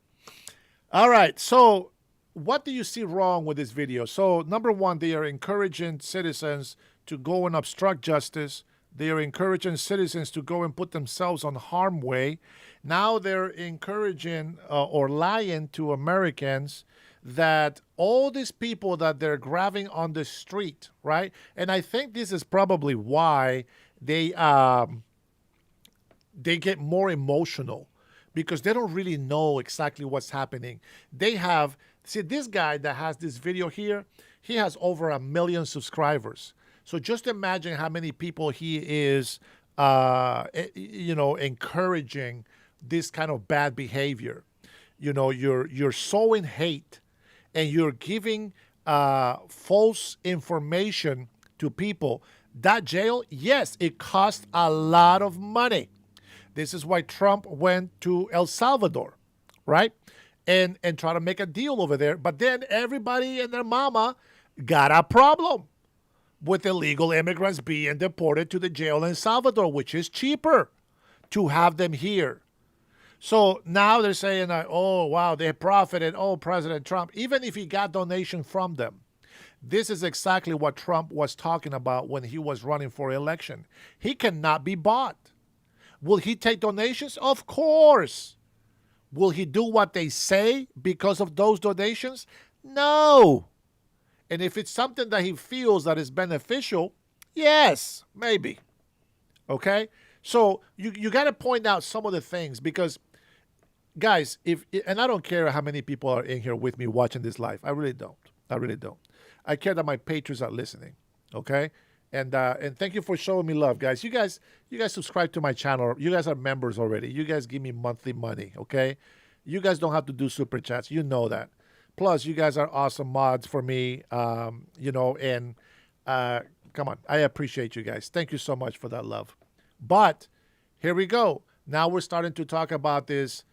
He says, I don't like to use this, black bull crap. You're using it. Don't tell me that this is not what you believe in. You're using it, and it's not true. So when people go and get arrested, the ones that don't have any crimes, they get immediately deported. They're gone within 30 days. This is why they give you 21 days from the time that you submit the application to self-deport. What's crazy is if illegal immigrants self-deport, they get treated in a humane kind. They get a free ticket back to their country. They can grab their kids, their family members, and they all get papers to travel back to their country, and they get $1,000 when they land at their destination. Not only that, but they don't really have to go back to where they come from. They can go to any country that they are allowed to legally be in. Isn't that wonderful? No other country does that. No other administration has ever offered that sort of a deal. And I think that President Trump, as much as people want to hate him, I defend him more because of how bad people talk about him. Does he exaggerate? I ain't going to lie. He exaggerates like a mofo. So do I. That's just the way that I am. Maybe that's just the way we are. And we can exaggerate numbers, that's fine.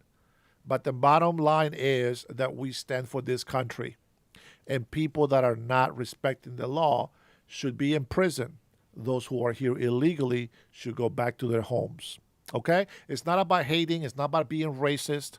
Let's think how racist these people are that think only one group of people are illegals. I can guarantee you all these white guilt morons over here, I can guarantee you that they think that every single illegal immigrant is a Mexican or a Hispanic. They don't think that the Chinese are also illegal. They don't think that Africans are also illegal. They don't think that these Muslim people from Somalia and Iraq and Afghanistan and all these other countries, they don't think they're illegal. Only Mexicans and Hispanics are illegal according to these kind of people. And that's not true. So his statements right here is a lie. The systematic effort to remove certain ethnic groups from the country with the explicit goal of making the population more racially homogenous, in this case, as white as possible. But it's clear. Is that what you think? Anybody? So we're deporting illegal immigrants so that we can make this country as white as possible? Do you know how racist that is against us, Hispanics? Do you know how racist it is to say that? They think we're garbage. Not like Somalians, those are garbage. But they think that we, as a race, as a Latin community, they think that we are garbage. Why does he think that way? Well, he does look white. Might have mixed something in there. But isn't that crazy? He's being racist right there. You heard that, right? So they're trying to deport just all these illegal people so they can have more white people. So that means that he's saying that all minority groups are illegal, that we're just being racist and deporting everybody except for white people. I don't know about that. Let's not forget that Canadians are deporting Americans for overstaying their visa. It happens everywhere, guys. Happens everywhere. Clearly not a label the Trump administration is afraid of, because lately they've been publicly embracing the term remigration or reverse migration, which is repatriation, is by definition a form of ethnic cleansing using mass deportation. Before Trump was even elected. Why is there mass deportation again? That's right, my patriots. We had a mass invasion of illegal immigrants. You got to adjust the means to the needs. You got illegal migration, you got illegal deportation. If you have a mass illegal migration, then you need a mass illegal deportation. That's just how it works. Nothing racist about that. You got to adjust the means to the needs. Stephen Miller, who fits any definition of fascist, was throwing the term around on social media, but now it's being used by official government agencies. Reimmigration is not a racist. Again, it's not racist. It's not racist. And just for the record, in case some of the people in here didn't know, Stephen Miller is not a Nazi. He is actually a Jew, which Ilhan wouldn't know the difference, because if you're not brown or black, she thinks you're the devil. That's right. She thinks you are a fallen angel. If you look like me or lighter, you are a fallen angel, and that we should bow down to their Muslim whatever. They proposed a new office at the State Department called the Office of Remigration, and Trump himself has used the term in the last couple of weeks. But if their embrace of the language wasn't enough, their actions in just the last couple of weeks make it unmistakable. Last week, Trump referred to Somalis, an entire ethnic group, as garbage, and said, quote, "I don't want them in our country." But it's true. It is true.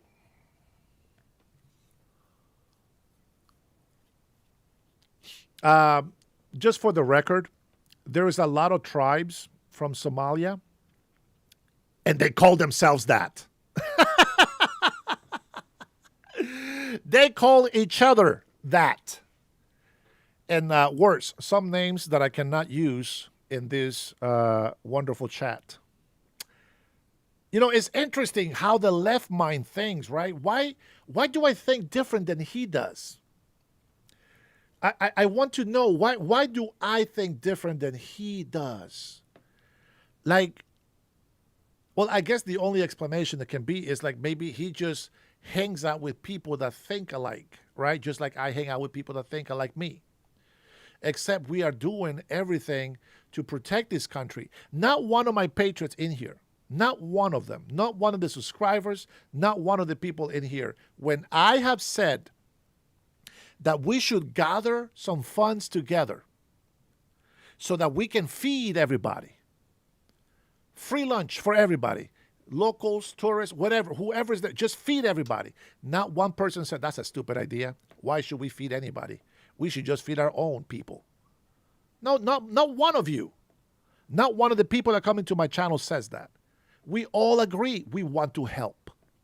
And we have made some comments in my chat here that if we don't win the governor's seat here in Washington State, we're still going to grow this channel, and we're going to be collecting funds literally just to have free lunches, free whatever. It could be in your state. We can change cities.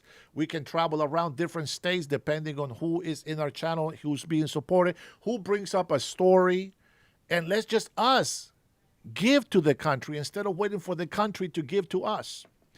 There's a lot of things that we can do together, but we cannot do that if we don't help keep this country together. I really hope that we make enough of a difference for the next generation to think like we do or better. We want our children to be better than us, okay? So Angel, so here's an idea. So I can go downtown Seattle, for example, and I can have some volunteers. We can pitch some, not tents, but what do you call those, babe? Not tents, right? What is it? What's it called? Is it tents? Tarps? Yeah, but canopies, right? I think it's called canopies, right? So just some sort of protection there from the sun or whatever, and then we're just gonna have a grill and just barbecue some hot dogs, have some water, some sodas, play some music, and just whoever wants to come and eat. That's it. It's that simple. Just come and eat. And then just share a message of unity and, work together. And who knows what else we can deliver on that message. Maybe we'll deliver a message of salvation as well. Who knows? But we definitely will be able to do something. And that's just an idea. Thank you. Canopy Shelby says. Yep. Thank you very much. And then we can also hit up some veteran, areas. Mike Johnson, the Speaker of the House, he donates his whole salary. I think that's it, right? Trinity, maybe one of you guys can correct me. He donates his salary and he houses about 70 veterans. I don't know how, but he houses 70 veterans. I think that was the number. And then he also made over $1 million donation or something like that from his company. Yes, he has his own company. And so to help veterans. So he helps about 70 people. So if we can do something like that, right? We don't want to house druggies that are just going to keep doing drugs. No, we want to house widows, right? People that need help with housing. And as long as we are allowed, our money is probably not going to be forever. Who knows? Maybe it will just multiply so much. But we want to help people that want to help themselves. People that are just missing that one thing, Like some of the things like the Mormons do. The Mormons, sometimes they pay the rent for people that are working hard, but sometimes they need that help. Sometimes they get donations with money. Maybe food is brought up to them. What we used to do before, we used to go to the food bank, and we would grab food. I think I did this. I don't know if it was my wife, but I have done this quite a few times, and I have gone and grabbed food from the food bank and then deliver it to other people that were also hungry but just didn't make it to the food bank. Guys, there is an endless amount of things that we can do, but what I can tell you is this: We need business people. We need business people to be able to thrive and continue to make their businesses flourish. If you have a vision where you want to be a business owner, by all means, you live in the capital system. You can do that. The harder you work, the more you invest, the more you are rewarded. We are not going to punish you for working harder than somebody else. We don't believe in that. Cutting Edge, thank you for the super chat. It turns out that in Ohio, Somalis are using SNAP cards to stock their grocery stores. Brother, with free food and make massive illegal money. I think all illegal immigrants in this country are doing this. Well, I'm not going to say anything, but I know some people here. I try not to be too nosy, but this is something they can do, I guess. Now, I never noticed if they pay with SNAP or not, right? But I noticed a lot of times, like people that have these little convenience stores, they go into Costco and they grab like cases of Costco water for like $3 something for a 32 pack. It's like $4 for a 32 pack, I think it is. And, they grab a bunch of boxes. And then when you go to the convenience store, their water's sitting there. And it says Kirkland water in it. So it's not like they're hiding it. But when they sell it to you, they sell it for like over $1, sometimes $2 per bottle. So just think about that. You pay for, let's say $5 to make it even. $5 for 32. Paul, preschool, they already get free lunch, my friend. They already get free lunch. Or actually, if somebody's not, we can look into that. But Costco sells them at $5, 32. If you sell 5 bottles of water from each 32 pack, every other soda in there, I mean water bottles, is just going to be 100, 200, 300%. Man, you said that, you just threw me off, man, because yes, I've seen some of that happening. I see that happening, bro. Paul, you were making some comments where I thought that we were on the same page, but now you're starting to deviate a little bit too far to the left. Keep it right in the middle, okay? Keep it right in the middle. Let's see. We can do, don't worry, we're going to be making places to donate money later in the future. We have a long ways to go. It's not going to happen night to morning. It's going to take a long time. But I would say the opening time to put our name on the ballot is on the first 2 weeks of May. And then once we put our name on there, then we're going to officially announce it. And then you're going to see me campaign. And we're going to campaigning on this show, on this channel. We're going to go ahead and campaign. We're going to go ahead and promote on Facebook, Instagram. We're going to be able to share that information, all Washingtonians. And you know what? If by some miracle of God we win and we make a difference in this state, a lot of people will be richer, more independent. We're going to clean our streets from mental health problem people. We are considering figuring out a way to have some sort of mental asylum for people that do have mental problems. We want to have a drug recuperating, institution. I don't know, what would you call that? Kind of like a AAA, but better. We're actually going to be more involved in that. We're going to try to find volunteers that are very patient, that know how to help people in need. I am not very patient with special needs and things. I am not patient at all. I am very nice to everybody, but I can only do that for so long. I am very impatient. I got my brain thinks about so many things at the same time. I just don't have that full empathy full time. I can only do it in parts. I can do everything, but everything in pieces. I cannot give everything 100%. The only thing I can give 100% is to a cause, but not to every single individual person. I'm not God. So anyway, so that's just a little bit of what we have going on in the future. Everything right now is just gibberish for everybody. But once we know for sure that we are officially on this race, that's when we're going to go hardcore. And we're going to make our statement of what we're running for. And I'm going to have to start scheduling some meetings with business owners. What can we do to help? What is it that you need? What would you provide for the people? I need to know what big corporations can do for the employees. What can they do for the city? And once we get in there, well, only Trinity knows what I'm going to do while I'm in there. But we're going to be transparent, just like Trump has been teaching us to be transparent.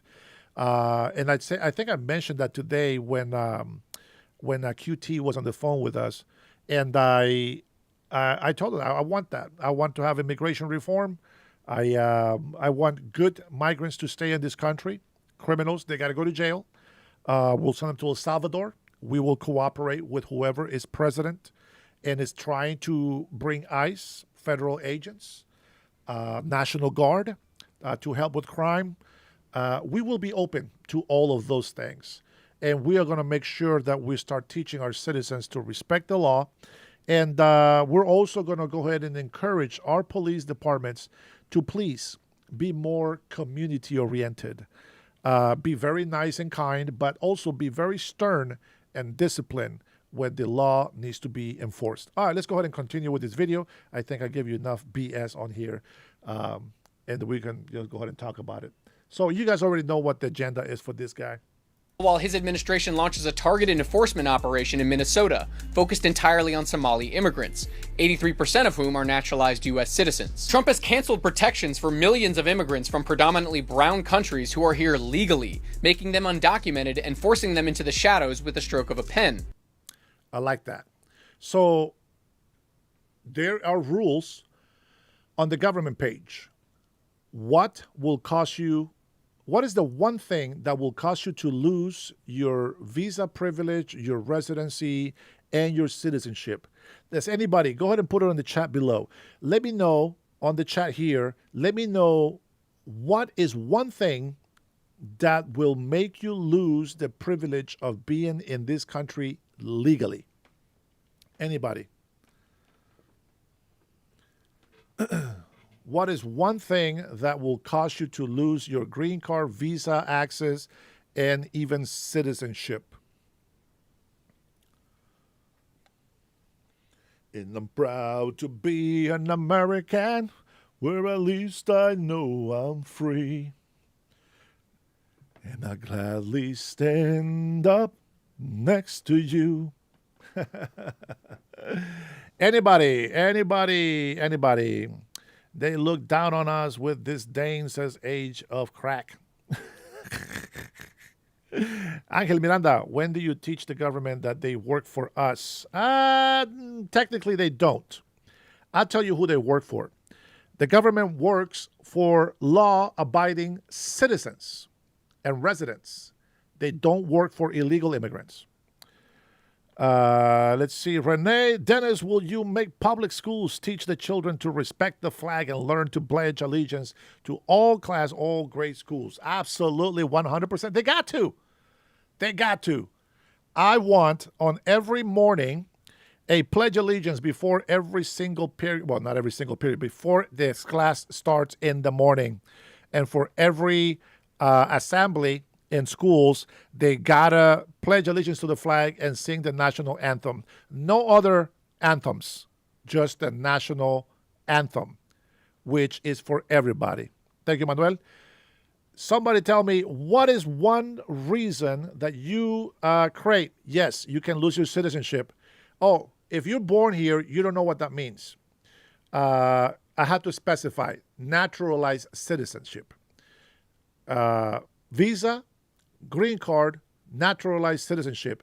Tell me one thing that will make you lose that privilege.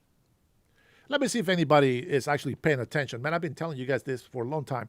Let me see if anybody knows one reason. And I'm just looking for one specific reason. Something here, I'll give you. Good night, Jim. Have a good one, buddy. Dang, 4:30. Woo. I'll give you guys. Pray you can lose citizenship if you're not born here. If you're a traitor, you can't. Yeah, that's true. If you're a traitor, but yeah, you know, nobody cares about that anymore. That word has lost. Paul, just naturalized citizenship. Yes, that is one of them, but there's one in specific, just one that is very tiny, but it's so huge. Very tiny, but huge. Sedition. Jason, that's right. Marrying your brother to get citizenship in the first place. For traidor a la patria es lo peor. Yeah, that's true, brother. But lying in your documents, lying is the biggest thing, the most simplest but biggest thing that will make you lose your privilege of being in this country. I wish that people knew that. See, citizens, they don't know that because they don't have to learn it. Only naturalized citizens have to learn the rules of how they can be here with a visa, how they can be here with a green card, how they can become American citizens. A lot of people don't know that. So I'm going to give you an example. So you guys already know, in order for you to come to this country with a visa, you got to be vetted. Meaning, you got to show that you are financially stable and that you can support yourself for at least a whole year in this country. What is your intention to come to this country? Are you here to visit for vacation? Are you planning to work? Do you want to stay here permanently? And you gotta say these things. You gotta be honest from the get-go, okay? That way you don't get in trouble. Second, you got to have a criminal background. If you're a minor, you probably don't have one, but you still got to get checked. You still got to have a clean record in order for you to qualify to be able to come here to visit, okay? And then third, you got to have all your health care taken care of, all your vaccinations, make sure that you're healthy. You got to have a physical from a doctor saying that there's nothing wrong with you. You have no contagious diseases, etc. And then once you meet all those requirements, the American consulate will say, hey, come back in the afternoon. Boom, you come back for your passport. It's stamped, gives you a 10-year visa. Go and visit. You have the right to stay there for 3-6 months. Depends on what the permission they give you. And you use that to your advantage. Now, if you lied and you said something in here, this and that, and they catch you, and you are still in this country, you will lose that privilege. You will be banned from this country most likely, and you will get deported.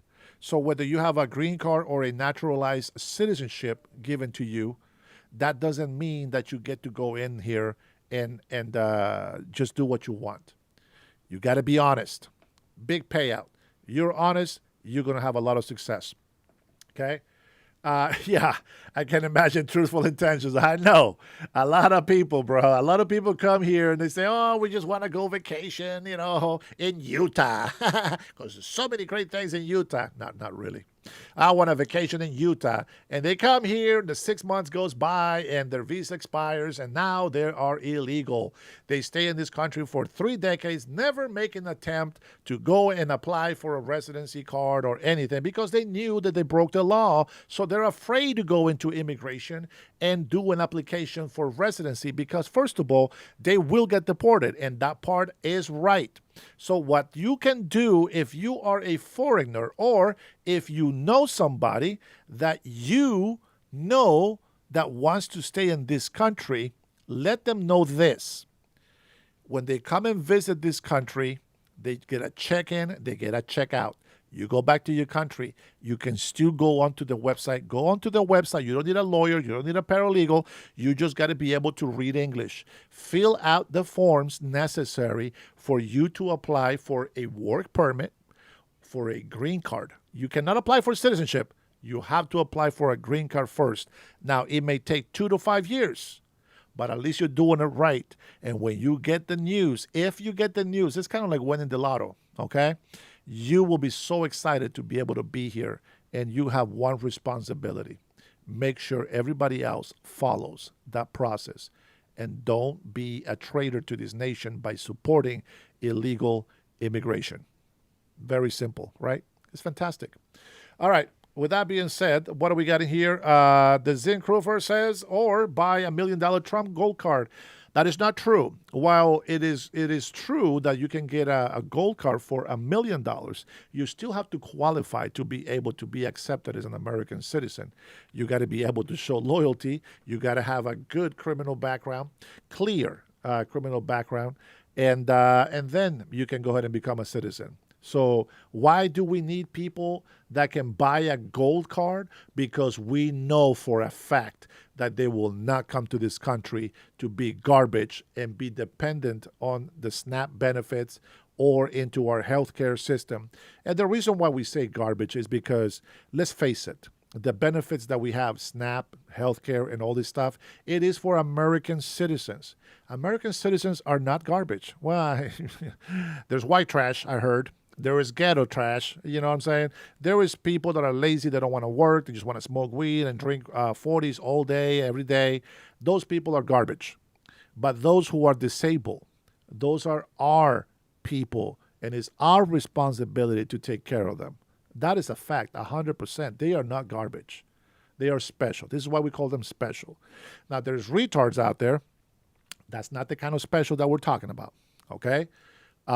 So we have, veterans. Some of them, they have physical impairments. They are not garbage. They are our people, and we will take care of them. We should be taking care of them.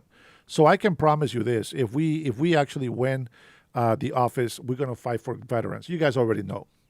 But if we don't win, it is what it is. It's 68% Democrats. These guys are not going to like me. And who knows? Maybe they will. Who knows? But if we cannot get in office, I really want us to please fight, save some money, and let's help our veterans, truly help our veterans. And I hope that we can do some sort of foundation that will truly be maybe independent from the government. You know what I mean? Make a foundation just for veterans, for housing only.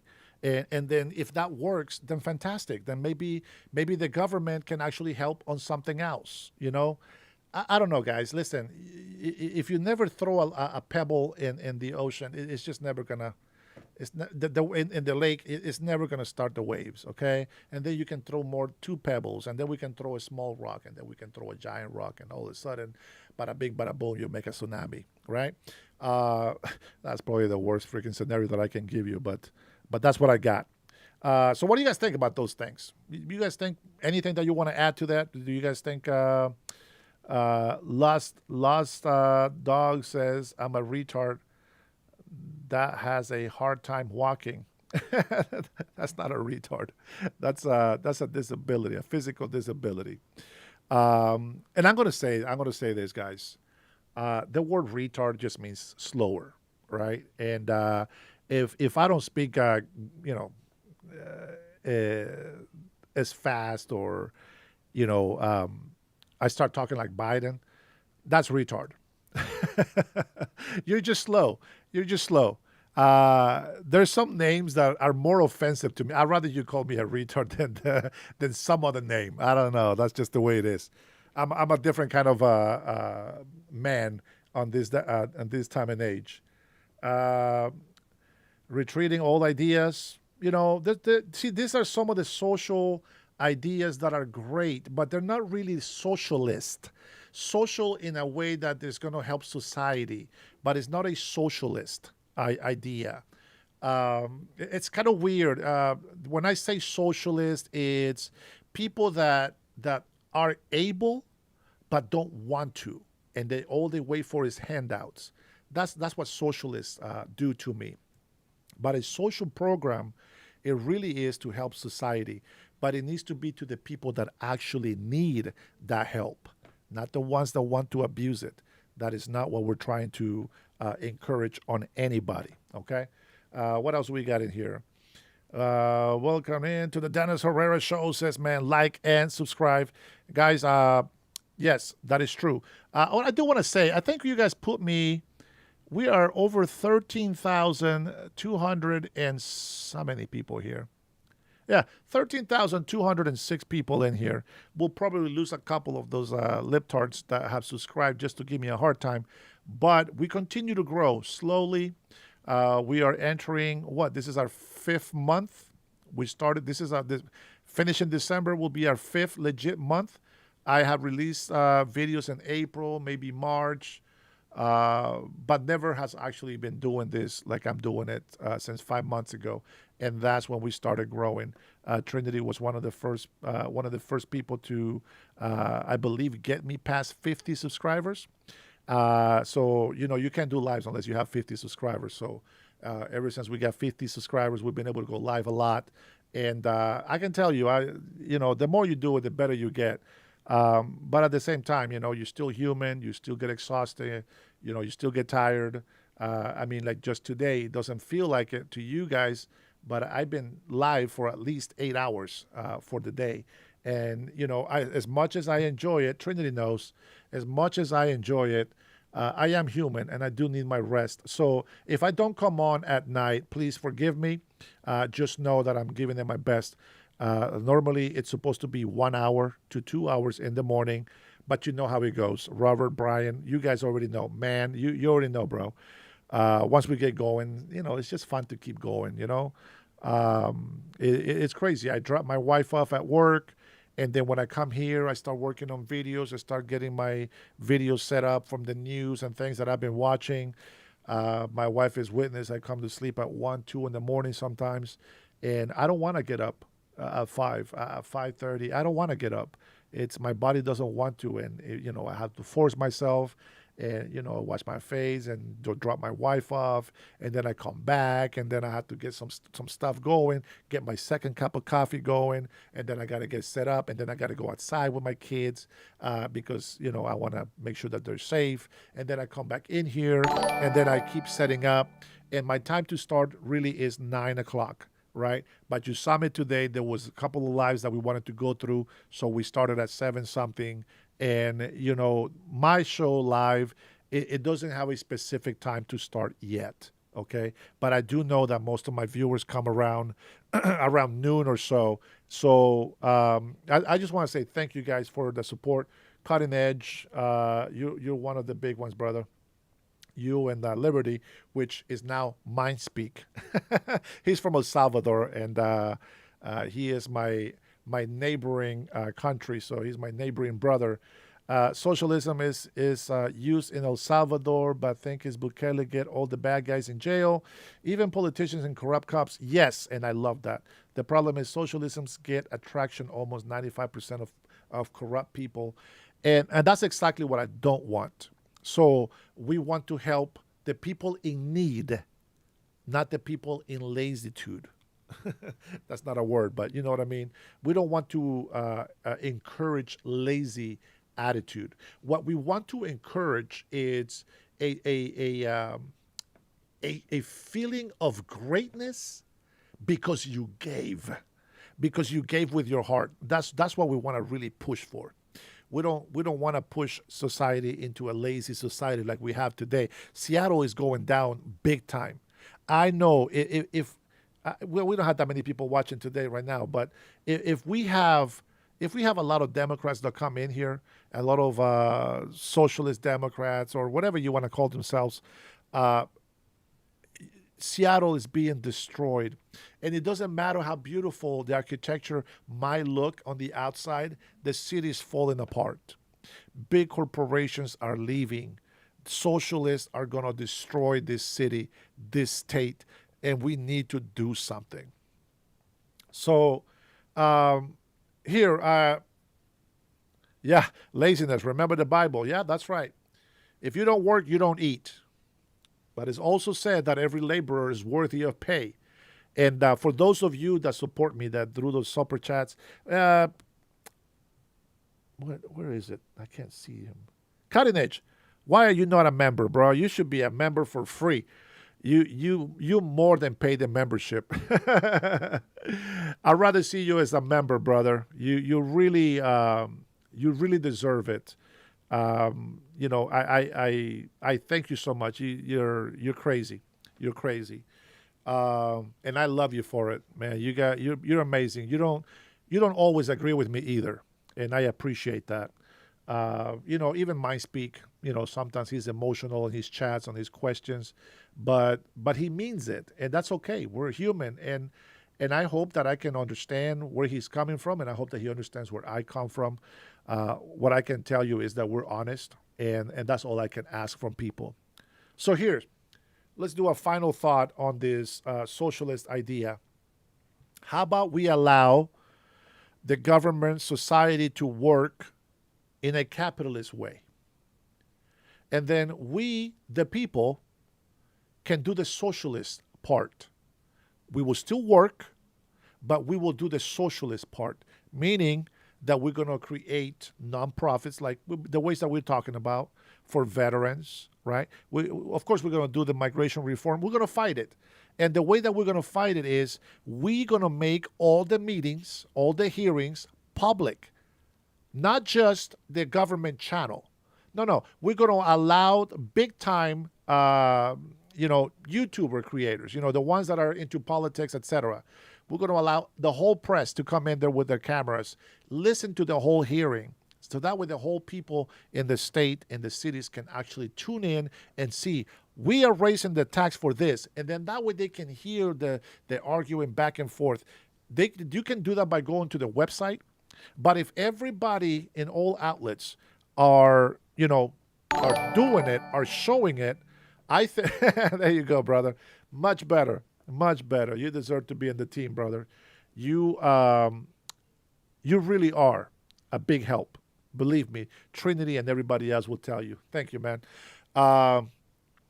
We are supposed to let everybody know. And then when we have all the news outlets seeing, not just hearing what I say, but seeing themselves, what other representatives that they are voting for, how they are talking about the people, I think that people in Washington, but not just here, we can start here and then we can spread it out through other states. When people see how their representatives work, and when they hear me talk, and other people that show the difference that we can make in this state, I believe that people will change their mind. And I hope that they never vote as a Republican or as a Democrat or as an independent. I want everybody in Washington to vote as a Washingtonian.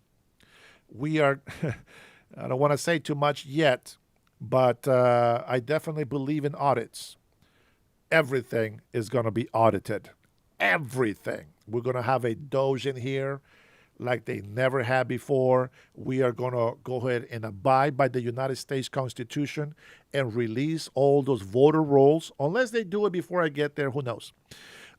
We want full transparency. I want people to know that if we collected $1 billion in taxes, that there is $1 billion in receipts of what happened to that money. And we're going to have a team that is going to make sure that we regulate prices. Now, I don't want to sound like a communist, which is crazy, right? Because I'm against all of those things. But I believe that if the gas is set per barrel, right? The barrel of oil is at $60. Okay, so I know that every gallon of gas, it takes this much to work it, to make fuel, to make diesel, to make... Okay, we know how much each gallon is supposed to cost. Depending on the distance from when it's traveling from, you can make an assumption that this price is fair. And if somebody's overcharging this price, we need to regulate that. We need to make sure that businesses are being fair to the consumer, because we don't want people panicking, oh my God, the gas is too expensive, and when it shouldn't be. I think that kind of regulation is doable, and it can be a full-time job. And, we can have a whole team of people doing that. And I think that a lot of people would benefit from it. And, corporations, that message, this is so weird. That message that Mandani said, the excuse of why he wants to raise taxes to the big corporations or the billionaires, 2% is going to benefit them because it's going to bring safety and this and that. He's right. He's right, but He's not doing everything right. See, I like to have balance. So I get to see everything, right? You know what? This works from this, but it's not good for that. This works for that, but it's not good for this. Well, that actually works. We're going to go ahead and keep that. You got to make that choice. And so we can have a little bit of socialism, but we got to have capitalism big time. And then we're going to have, this and that. We got to tweak things around. We want to make sure businesses thrive. And instead of raising taxes to the working Americans, we want to provide more jobs. How do we do that? Well, for one, we need to make sure that we make it very affordable for businesses to do business here in America. They got to see a benefit from being local, made in the good old USA. We need to have local support. And I'm going to tell you, we can do great things. It's not going to be just me. There is a mayor for every city. There is representatives for every county. We're not alone. Even if we become governor, you have a lot of people to talk to, a lot of businesses to talk to. We're going to have. I can't wait. I'm telling you, as much as people hate President Donald Trump, he has been a great inspiration. And will I do things the same way as him? Probably. See, I support him because he thinks the way that I think, except he's smarter than me, except he already has the experience. He already has started. He's already done it. And so all I'm going to do is perfect it. That's all I'm going to do. I'm going to change it, and I'm going to just add a little touch here and a little touch there. I'm very good at that. I'm like that one commercial.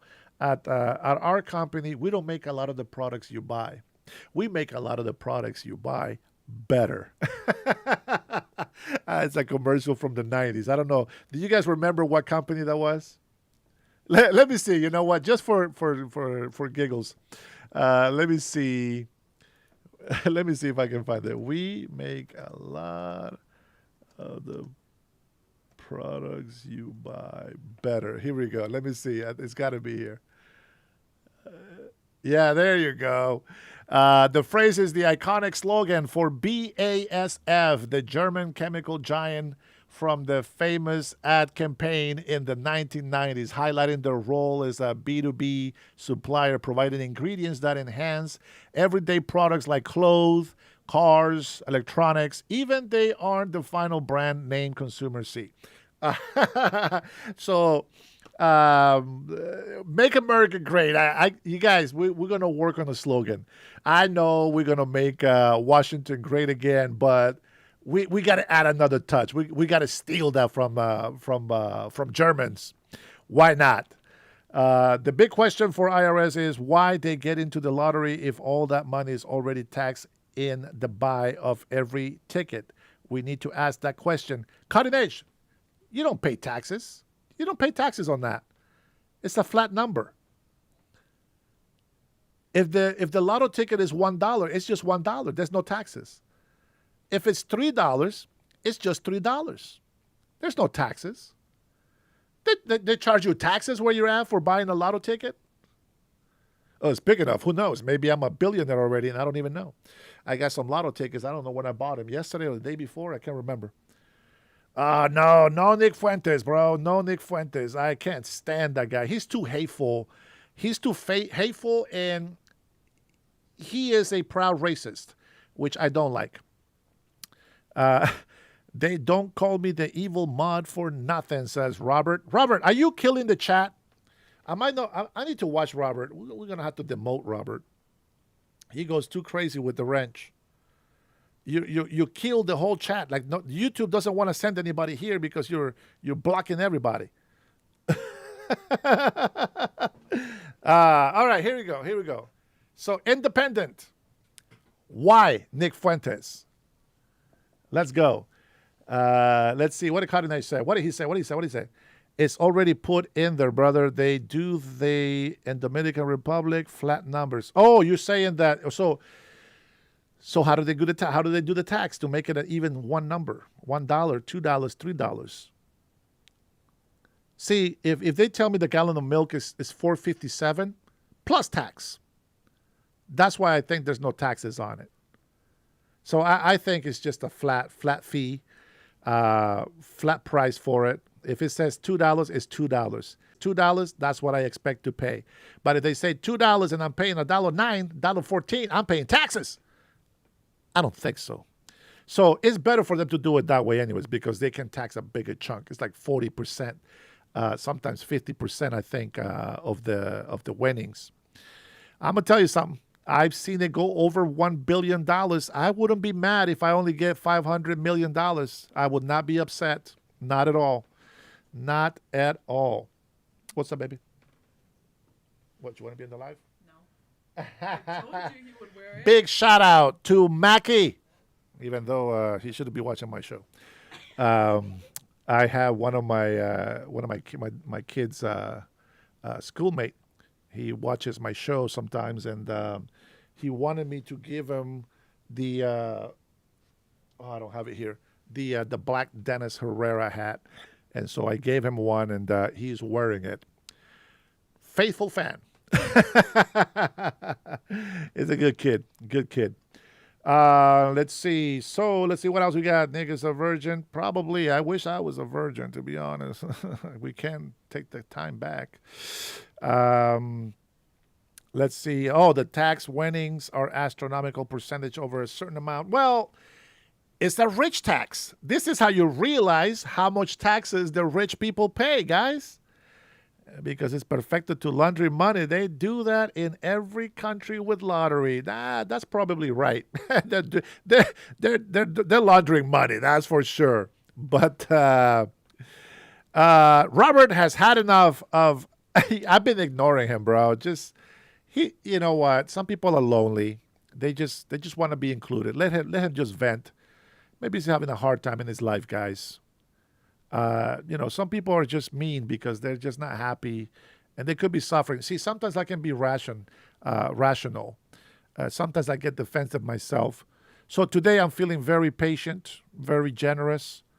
So I'm trying to ignore some of the negative comments, and I am enjoying the positive ones that you are putting on here. Official says, brother, is there anything the government can do to stop Disney from charging $6 for a small bottle of soda? No. That, my friend, you cannot control. If it is a tourist place, I guess what they can do is maybe some sort of discount for locals. I know they do that for their entrances. If you are a resident, you get a discount on the entry ticket. But that would be kind of cool. That would be something to say, hey, you know what? I'm actually an American citizen. Bada bing, bada boom. Bing! Discount. Who the F is Nick? Oh, yeah, that's what I wanted to see. Did he reply to that? Why Nick? Dennis, he was being a total ace. I know on you see me. I know now you see me. All right, Nick Fuentes is not either. But why do you think Nick Fuentes 2028? Honest question. Let's hear it. Tell me all the qualifications that Nick Fuentes will be a great candidate for 2028. Pirates in the chat. We got some Somalians in here.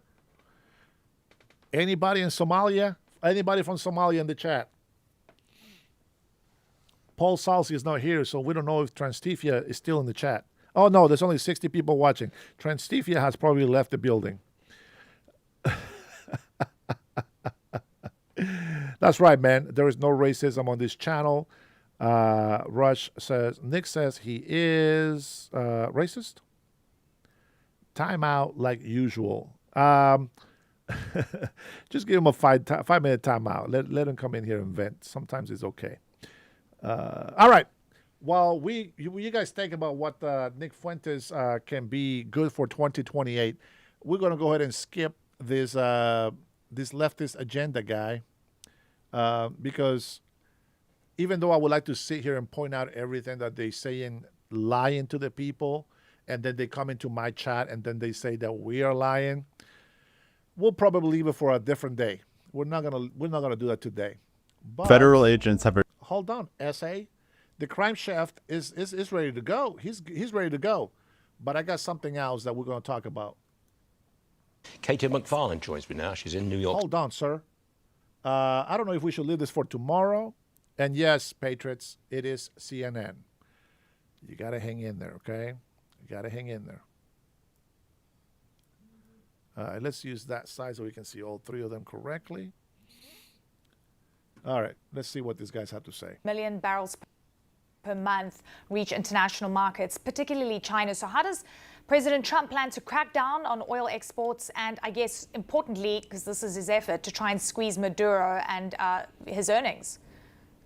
Yeah, I mean, this is a significant escalation, Eleni, of the United States pressure campaign on Maduro. But from talking to legal experts and people throughout the administration here, they argue that this is, of course, very different, a different mission from what we've seen. Some of the other strikes, particularly on, the 2 dozens, I should say, strikes that they've had on those boats traveling throughout. Sorry for the pause. Every single one of you guys, from Ingrid down, from Transtifia Sucks, all the way down, every single one of you guys are right. You guys are correct. The Caribbean and off the coast of Venezuela. Look, I think that video last night, Eleni, that the Attorney General Pam Bondi shared of these U.S. personnel rappelling down off of that helicopter, seizing that tanker with their guns drawn. I mean, those are remarkable images we're getting. We were told that this was namely a U.S. Coast Guard mission that was working in conjunction with the FBI, Homeland Security, and the Department of Defense. Now, what I found interesting was actually word of this surprise mission actually came from the president himself. Listen. Our message to the people of the United States remains the same. As you probably know, we've just seized a tanker on the coast of Venezuela. Except for Michael Bailey. Michael Bailey is the only one that's wrong on the comments. I didn't see that one. But everybody else is correct. Large tanker, very large. Largest one ever seized, actually. He's fine. He's fine. And other things.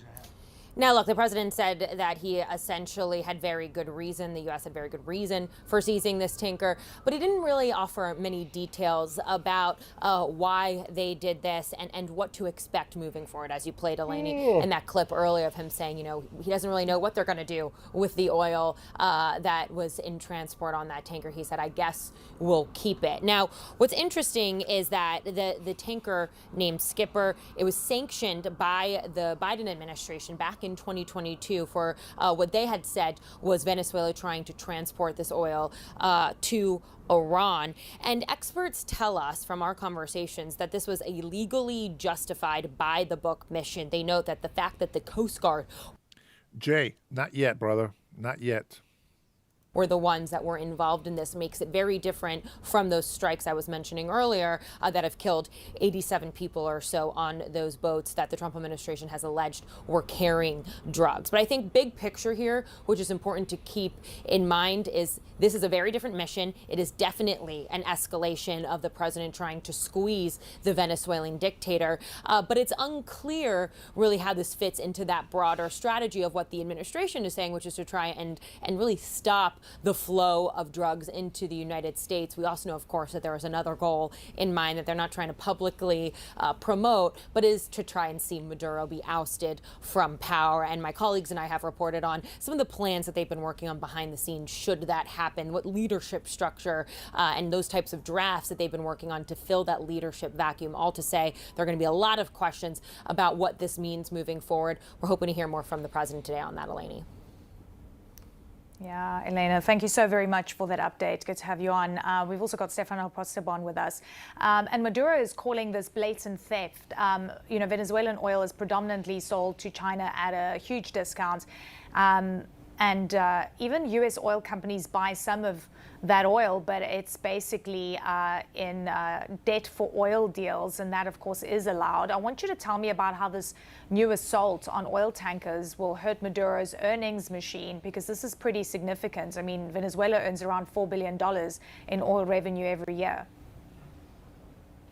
I think if you, like just you pointed out, Eleni, if you come from an international perspective, it's hard to put into context how dependent the local economy, the country, but the government itself here is dependent on the business of oil, on the trade of oil. We're talking about more than 90% of foreign income that reaches Venezuela is because of these oil exports. And to be correct, the United States are still the largest purchaser of this oil through the oil major Chevron. But yes, you pointed out correctly that because of the sanctions that are in place on Venezuelan oil, a lot of this oil is funneled through black markets to the likes of China, Iran. Like Eleni was saying, it looks like this tanker was used in the past for bringing this oil, which is sanctioned, to Iranian companies, to Iranian buyers. I think it's important to point out that Maduro will be much more hurting from an action like the one we saw yesterday than from what we've seen for the last few weeks and months, which is attacks on alleged narco traffickers or he has been saying that some of them were simply fishermen in the southern Caribbean, and it's clearly something that rattled him much more than what we've seen in. Now, once Maduro has no money to pay all these people, I want to see how many loyal people still back him up after they cannot get any money at all, because he's not going to be able to afford to keep buying these people. The reason why they support him is he's still promising them, crumbs, but they're still getting some. But once that money runs out, he's not going to be able to pay the military. He's not going to be able to pay any of these fake Venezuelan patriots. All these people just support him because they're criminals, or they're just really afraid of him, or maybe, who knows, maybe he has given them money to buy their loyalty. But I can tell you the real Venezuelans that are actually hard workers, that are not criminals, they're completely against this guy, and that's why we are joining forces, so to speak. And I think that that oiler tanker, that's well, we need to go refine it, and we need to use that oil for our ships, for our jets, etc. I think it's the best thing that we can do. He says we stole it. He should have never sent that out in the first place. They're sanctioned. They cannot be selling that crap to China, to Iran. They got to know that we mean business. And when it comes to campaigning, I don't think we're going to be knocking on doors. We're going to do everything through social media, and we're going to spread the word as much as we can on the news. We got to make some contacts. I know Fox is going to be more than happy to promote us a little bit. They are sick and tired of this socialist taking over Washington. And, I don't think we have to knock on doors. A lot of people don't like to have people knock on doors, and they're very iffy about personal information, etc. So we're going to try to reach out to all registered voters that are in the system. In the past, I see this as a change of tactic. It's important to speak to Maduro. We were able to do it yesterday, and it was just a few minutes before actually the news breakout of the seizure. But look at how he immediately pointed out that oil is crucial in his dealing with the United States. I was asking him what was his message for Trump, and this is what he told me. Our message to the people of the United States remains the same. Peace. Peace above all else. No to crazy war. No to bloodshed for oil. No to war for oil. The rest. So just so you know, he says no to war, not to war, not to spill blood. But he's the one that has been threatening President Donald Trump and the American people of exactly that. But now the coward can't handle it. And here he goes trying to act like he's trying to make some peace while he's still a dictator who has political prisoners on his hands and is still looking for the actually original president, Maria Machado, who is in hiding again because the tensions have escalated in Venezuela. All I'm going to say is this, and President Donald Trump did not want to answer when he was asked the question, what would you do if they do something to Maria Machado, the Nobel Peace Prize? Well, here's two things that I'm going to point out about this. Well, one of them is the very obvious. We're going to go and F him up. No question about it. But the reason why you can't say that is because maybe somebody that wants that to happen really bad and without an actual reason can just take care of her themselves, and then we go to war for nothing. And then, another regime takes over instead of having actual election, legal elected officials in office. Recipe for eternal wars. No bloodshed for oil, no war for oil, because the idea that the United States are here just to seize the Venezuelan oil, Venezuela sitting, of course, on top of the largest oil reserves in the world, is something that Maduro and his predecessor, the late President Hugo Chavez, have said time and again. It clearly looks that the United States are changing their tactic. Right? The strategy is still going after Maduro. It's still trying to provoke a regime change or perhaps a regime collapse here in Venezuela, which is clearly a very different thing. But the tactic has changed. Rather than going after the drug trafficking and going after regular Venezuelans who are employed by cartels to traffic drugs across the sea, now they're really going after Maduro's purse. And Maduro's first job as the leader of these countries, of course, to guarantee that every member of its government coalition, I'm talking about the army, I'm talking about illegal drug traffickers, of course, I'm talking about the judiciary system, every person in that government coalition wants a piece of the cake, and the piece of the cake comes from the oil. If the United States will go after the exports of oil from Venezuela, it's clearly something that will rattle Maduro much more than what we've seen in the past. Well, of course, that's how they get their wealth. But if we get rid of how they make their wealth, well, I say we got them. That's how we get them. We'll bend them. And the best thing is going to happen is that one. Thank you, Nick. I see you. I appreciate you that you like my show. Thank you for that. The best thing that can come out of it, and it takes time until we win, until we actually have the official elected president in Venezuela. They're going to continue to hate us and criticize us. But once the righteous elected official is in office, you will see the blessings. You will see the connection. You will see the joy and happiness in all the Venezuelan people. And we will rejoice with them because their people have suffered enough. They deserve it. They deserve it. And with that comes a great reward for the United States of America. That comes with lots of oil, cheap oil, and lots of rare earth minerals that we can use. And that is great things, man. That's huge. But, until that time comes to show that we have to put up with the criticism. All right, I got one more.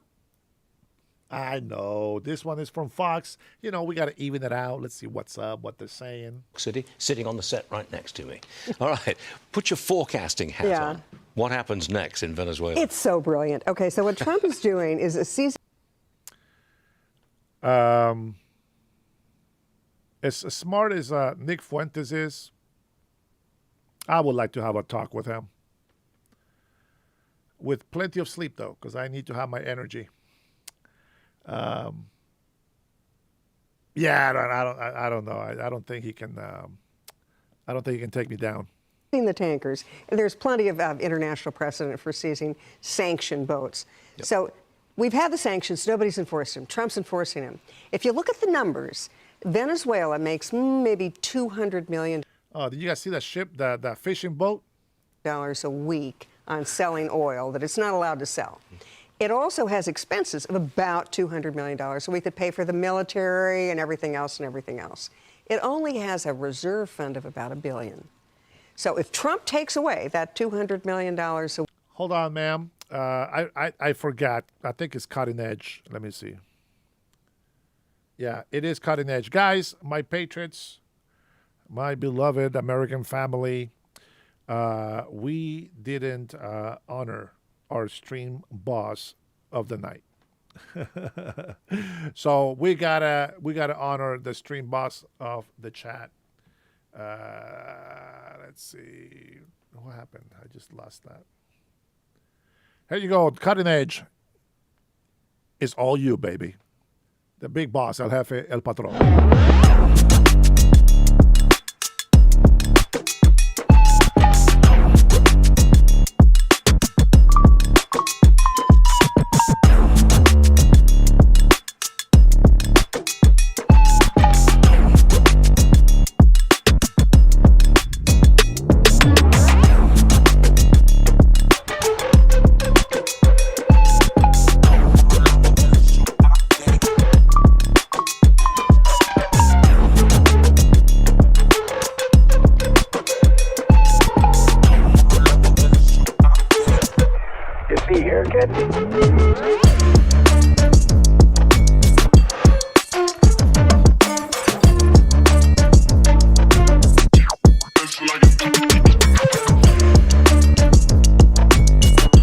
Cutting Edge, El Jefe, the big boss, El Patron, the chat patron, you the stream chat patron, the big boss. All right, we can go ahead and continue with the news. Week. Venezuela pretty soon runs out of money. I mean, really soon runs out of money. And that's the money that Maduro uses to pay the military, to pay off all the bad guys, to keep himself in power. So that's why when Trump says, oh, I think Maduro's days are numbered, I think he's counting off the days until Maduro runs out of money. Can you guys see the difference between how CNN, they're talking about the same thing. Did you see the difference between CNN's reporting and then Fox reporting? See, Fox sometimes it thinks more like we do, right? So she is making sure that people know, especially Nicolas Maduro and those people that support him, that they know that Trump is not playing. He's not playing. And they don't make him look like this tyrannical guy just attacking for no reason. And you see the fishing boats that they call them fishing boats. They are not fishing boats. And they can hold thousands of pounds of weight inside in drugs. Those boats are pretty big, pretty wide. I know Salt was talking about it earlier, so we know that they can carry a lot of weight, especially if it's dispersed in the boat. And that's the reason for having sometimes 4 engines. I think it depends on the load. They're not stupid. I'm sure they do some math and calculations of how much power they need to move the boat. But there's a difference between CNN and Fox reporting. I don't think that they are pro-Trump, but they say it as they see it. And that's just how I see it. Maybe I'm blind myself. Well, he can't stay. I mean, if Maduro is still in power, say 6 months down the road, that's a defeat for the United States. Completely. A defeat for Trump. Can't have that. No, and I think what Trump's trying to do is not just with Maduro, but his entire South American policy. And the new national security strategy he just issued. He envisions a Western hemisphere that's U.S.-led, that is at peace, that invests in each other, that trades with each other, and is a shining symbol to the world of how democracy and American leadership work. Colombia, next country? Well, Colombia's a little different because Colombia is the drug trade. So what Trump is also doing, and what he's doing with Venezuela when he's shooting those drug boats out of the water, is he's also going after their cartels, and he's stopping the drug trade. You know, we have ignored South America for 20 years. Both parties have. And what's happened? The Chinese have come in, the communists have come in, and the cartels have come in. And I think Trump is looking at all of those and saying, I'm going to remake the Western Hemisphere. That's fascinating. One more for you. President Trump says European leaders, some of them, are calling for another meeting to work out a ceasefire in Ukraine. Watch this. I think we had some little disputes about people, and we're going to see how it turns out. They would like us to go to a meeting over the weekend in Europe, and we'll make a determination depending on what they come back with. We don't want to be wasting time. Sometimes you have to let people fight it out. Well, what do you forecasting hat one more time. What do you think is going to happen? I think Trump is getting pretty fed up with all the Europeans wanting to have meeting after meeting after meeting, and really nothing's happening. I think there are 2 options here. Are the Europeans going to step up and pay for all the weapons Ukraine needs? So far they've been reluctant. They've done a little. We're not paying for this war anymore. We'll sell our weapons to NATO. NATO can give weapons to Ukraine. But at the same time, the Russians don't look like they want to settle a deal. I could see if this keeps going, this could go on for another year or two of fighting. Well, China's involved in the sense that they don't want the war to end. Of course they don't want the war. They're thrilled. They're making money on this. Why? Because Russia has to get money from China. China, all it wants from Russia is the natural resources. So China is happy to have this war go on. Europe's preoccupied. The United States is preoccupied. Meanwhile, China's doing whatever China wants to do in Southeast Asia and the South China Sea and in the Western Pacific. I can't let you go without asking your opinion of the gold card, because the gold card website it's gone live by the today. way. He says this will help fast track U.S. residency. Roll that tape, please. We've just launched the Trump Gold Card. All funds go to the United States government. Could be a tremendous amount of money. It'll also be able to help people like this keep, as an example, just one example, there are a lot of examples, people just buying them. It's somewhat like a green card, but with big advantages over a green card. It's classic Trump, isn't it? Oh, it's so classic Trump. I bet the website crashes today. So many people are going to apply for it. Hey, look, it's a great deal for us because it's going to be people we'll vet, we'll know who they are, they're going to come in and bring investment. There's precedence for this. Other countries do similar things. But I don't think he's going to stop with a gold card. I bet a platinum card's next. And how much will he charge for that? Well, it'll be a little more expensive. Oh, it's on the website, apparently. The just told me a Trump Platinum card is coming soon. So you were right. There you go. $5 million. I don't think I'll ever get a gold card, but thankfully I don't need one because I am already a citizen. Let me see. What did you say here about the Panama Papers? What are you talking about? We're not going to touch Panama Canal right now, bro. There's a lot of information. Hey, I got an email from somebody here. It's in Spanish. I think I know who it is, but I need you to tell me the name on the YouTube channel so I know that it's you. I know Man. I got Rush. How many we got so far? Let me see. So I got 9, Bernie, Trinity, Bob, Omar, Rush, Man, Daniel. I think I got 2 more mugs left. Omar, I already know where to send your mug, so we're good there. I'm going to make an actual list so that I can make it easier to get those labels printed and send you guys your cups. So expect them sometimes towards the end of the month, and you'll get your Dennis Herrera coffee mug. It looks like this. If you haven't seen it yet, it's just a 12-ounce cup, and I appreciate you guys for your support. Thank you for everything you guys do here for me. I appreciate it. And I think now we can go ahead and finish. Did we finish the Crime Chef video? I think we did, right? Yeah, I think we did. Let's go ahead and no, I don't want to do that. We'll go ahead and leave that kind of stuff for tomorrow. I think that I'm going to be able to get some sleep already, 8:38. Very, very early for me. But I'm going to do some me time because I got to do other stuff on here to get ready for tomorrow. Okay, official, that was you, right? That was the gold mug. Yeah, it's $500 a mug, guys. All right, official, I hope that was your email that I got. I don't want to say the name out there in public.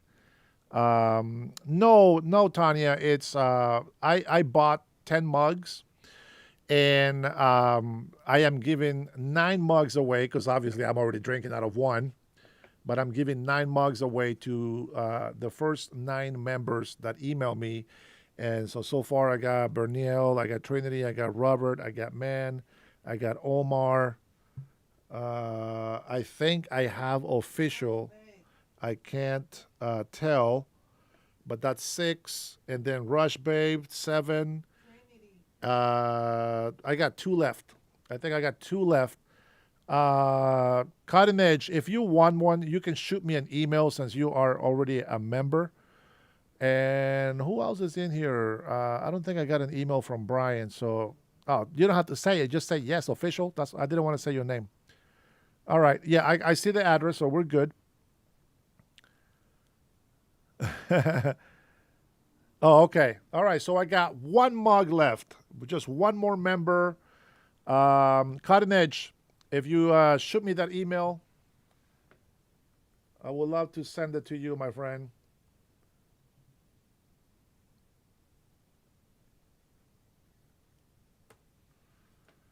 There is the email. You can go ahead and shoot me an email, and then I'll send you my last mug.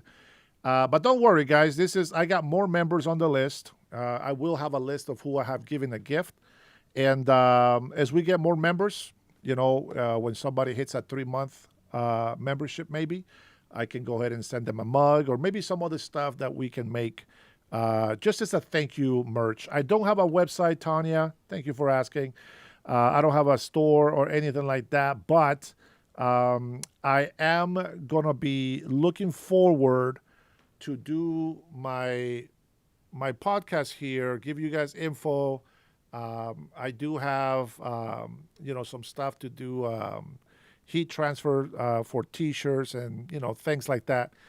So that's for the future. It's nothing right now because it takes a lot of time. And so I don't want to overload myself because I have to watch a lot of things so that I can stay up to date. Oh, quick update. Yeah, you guys can always email me there. Don't spam. I will block you. But if you have any questions, if you have any recommendations, any links, you can always send them to me. Sometimes I do show some of the links that you guys send me. It's just depending on what I'm talking about that day. So thank you guys for doing that. One last update for tonight is I was listening to the news from Honduras. You guys, if you have been following me, you guys know some of this already. I know you patrons have listened to this. You guys know that the president of Honduras was being accused of being a drug lord, right? He was accused. He was trialed here by Democrats. We believe Democrats were involved with the current president in Honduras, Xiomara, and her husband, and ex-president of Honduras, Mel Zelaya. And this couple, they found a way to involve President Juan Orlando Hernandez from Honduras, the one that got pardoned by Trump. His cousin and his brother were selling drugs. There were drug lords from Venezuela to Honduras to the United States of America. And they found a way to incriminate the actual president, which didn't know anything about these drugs. So he says, I believe it. He is a Christian man. He's a family man. And turned his brother in as soon as he found out, right? But here's the thing. The female president that is there with her ex-president, her husband, they are hated by the people. The people want them out of there. They call them corrupt. They call them liars. They are saying the worst things about them, okay? Now watch this little twist. The guy that is running for president in Honduras right now is running against the politician that President Trump is endorsing, right? And the other guy that's running, which I was supporting at first until I heard some other stuff, he actually was the vice president of the current administration. And so supposedly he goes in public and says, I was not able to do anything for the people that I promised because they took my authorization from doing it. And so here's the twist. He separates from that particular party, like a Democratic Party, okay? He separates and then goes into a different party. And he says this. He goes in the first day for voting, cast his vote in, and then he comes out in the open and says, I am the new president of Honduras. He just voted, one vote, and he called himself the president of Honduras. Well, this is the same guy that helped the current president lady to get into office, and he said he had all this proof, reminds me of Shifty Shift, had all this proof that President Orlando was guilty of what the brother and the cousin were doing. Turns out there was no evidence. And the only people that testified were actual drug dealers and drug lords. They mentioned the president's name, handwritten on a booklet or some sort of journal, and they put the whole president name and different dates and times. How convenient. There's no photos, no videos. I've given you guys this information before. Well, guess what? Now the people in Honduras, they don't care if this or that person wins.